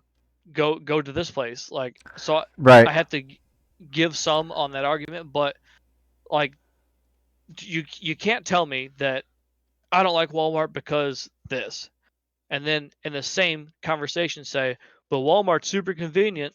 Yeah. But that's You but can't do that's it. the bottom line. I mean, we really could source everything that we need in order to survive. Maybe not some of the wants, but we could source everything that we need from US based companies if we were willing to put ourselves in an inconvenient position to do so. No, We sir. we would We have ain't to doing it. we would have to inconvenience ourselves, spend more time, spend more money in order You to do mean it. instead of going to the gas station and buying wood for my fireplace, I should chop it? Yeah. Oh man. Yeah, exactly. You mean that instead of going to Walmart and buying eggs, I should get 4 chickens and that would feed my entire family? No way. I think a better question, solid, than why isn't the VA dropping money to put an ad in on the Super Bowl is why isn't the Super Bowl offering ad space for veterans organizations to Because advertise? the viewers don't want it. That's That's it. If the exactly it. viewers pushed it, it would happen. Supply and demand. Supply and It's demand. So you want to make a difference. Here's how you make a difference. You start hitting up the events and the organizations that put on high dollar sports shows, the Indy 500, the Super Bowl, the Emmy Awards. Any event you can think of that's a high ranking television event, start hitting them up. Go, hey, advertise, advertise, advertise. Help our vets. Or whatever cause you want. The honest truth is the reason Do you want the things VA don't spending money on Super Bowl ads, or you want the VA spending money on spending me? money on the vets. I'd rather see the money go to the vets. I'd be pissed if they pulled out $15 million out of what could help me to do a damn ad. But you Because know what $15 million, that's an extra $100 per veteran in our country. But you know what wouldn't piss me off? If Federal Ammunition came to the VA and said, "We'd like to purchase a Super Bowl ad for you. Will you help us put it together?" It'd be That awesome. that would be awesome. You know why St. Jude gets so many donations? Why Shriners get so many donations? Because they have organizations that are willing to put up the money to pay for the advertising.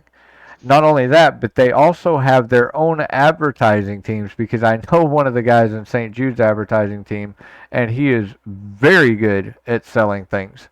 This dude So could sell ice to an Eskimo, and he sells their ads. He sells them to corporations and gets corporations to sponsor the ads so that they're not out the money. So if you want to make a difference, find something local. Start small. You're not going to start with the Super Bowl. Find something small. Find your local football team at your local high school. Ask them, would you donate ad space for a billboard for information for veterans, and then find the local veterans officer for the VA and get his information, get his office's information, the phone numbers, and if you need help from the VA, this is the number to call, and then find a company that will sponsor the sign itself.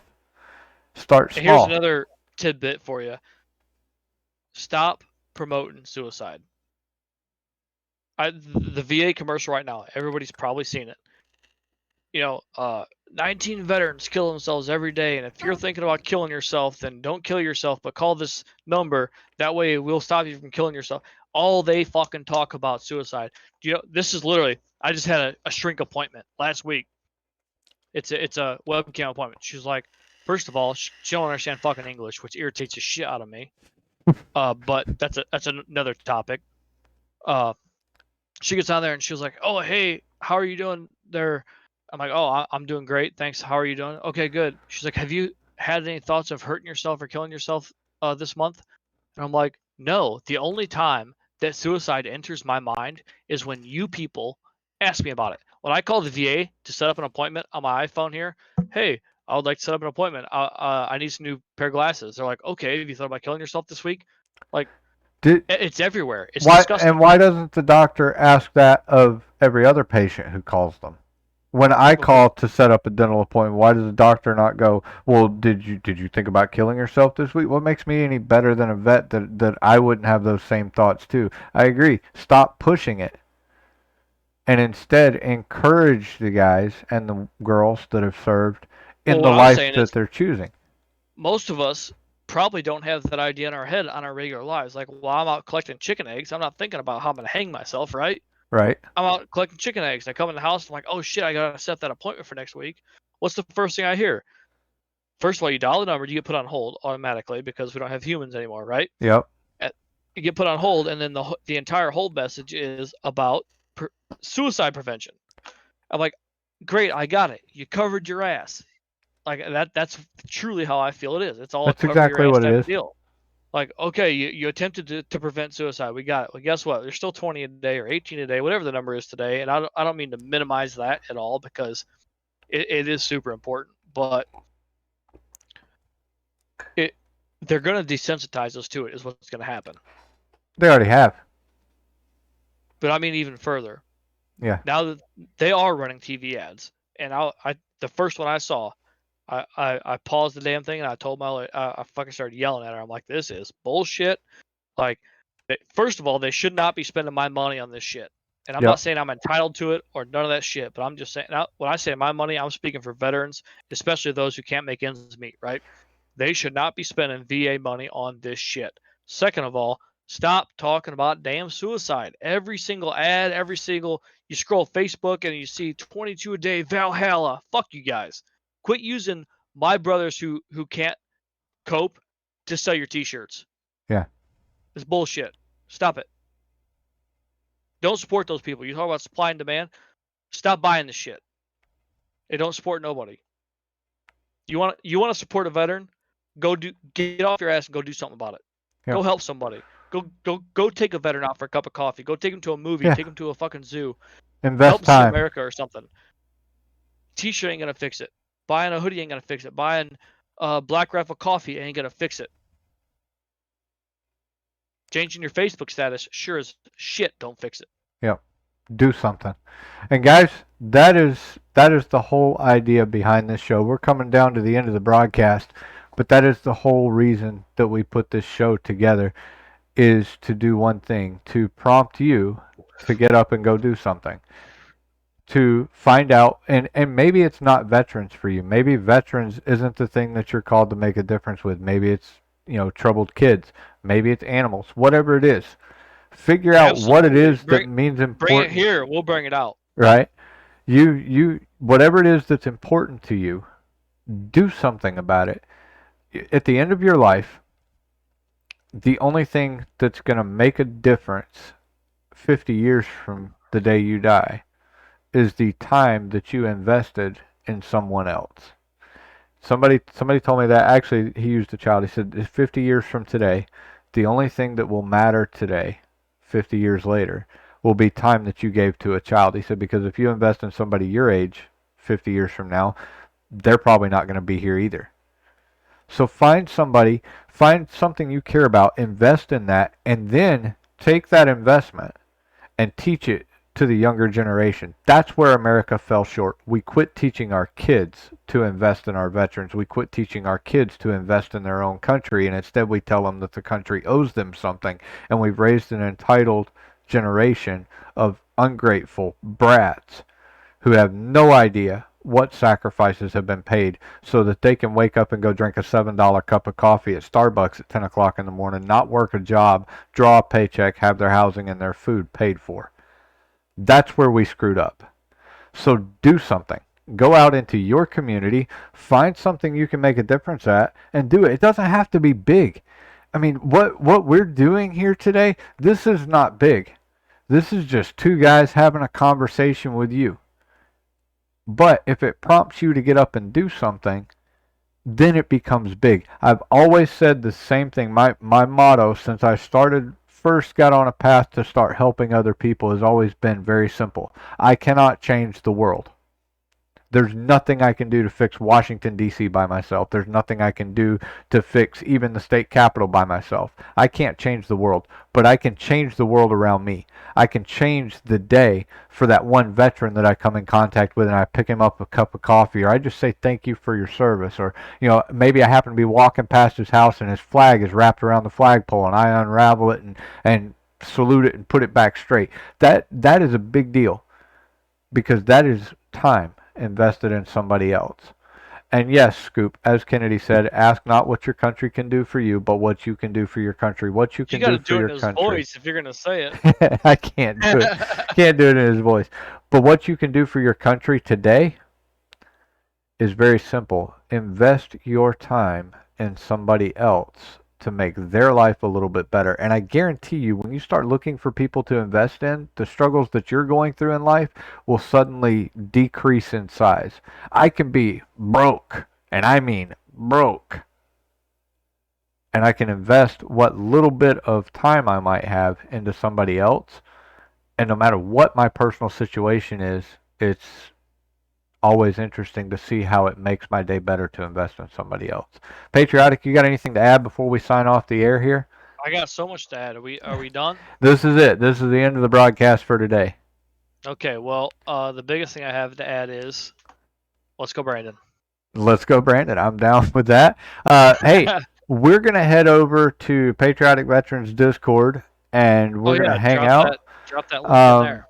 Let's see. Solid, is there any chance that you can grab a link from Discord and drop it in chat? You guys are welcome to come hang out with us. Think we're going to either do some trucking, probably do some trucking. That's what I'm down for at the moment anyway, so I don't know about you. So in the background here, I discussed this with Meat Shield briefly. Probably our viewers don't have Alaska, so if you're going to put Alaska in, I'll pull Alaska out. Okay, that works for me. Then I'm cool with that. We'll run some truck sim. No Alaska. Pouty, I haven't been there yet. I have the damn thing. If you want to play truck sim and come trucking with us, Solid's going to drop the link. And do we have a moderator in here who can put a vote up? There's the link to Discord. Get in touch with me via DMs in Discord, and I will make sure that you have every mod you need to come truck with us. Answer was, damn. Must be a no dad joke zone. Random dick reviews. I promise you, this is not a no dad. It's not a no dad joke zone.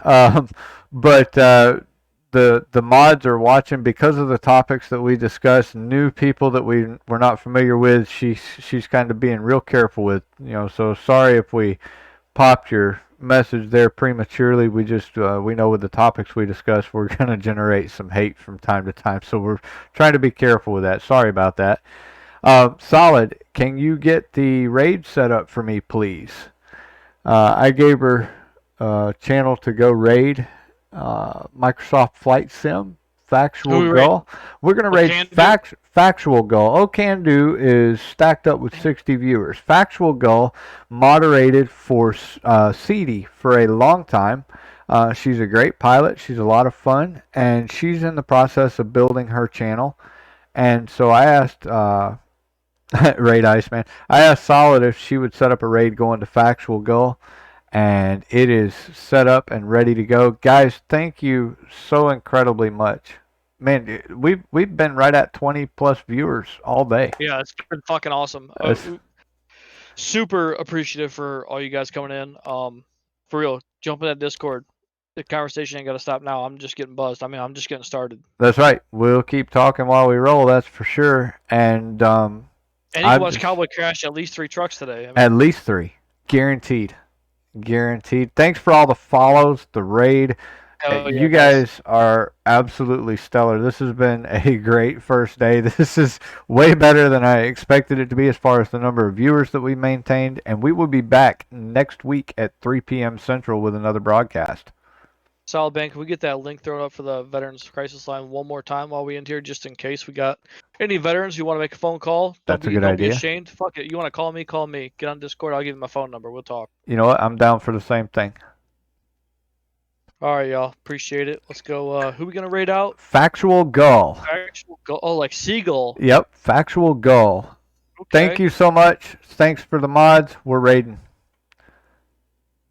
Raid that shit.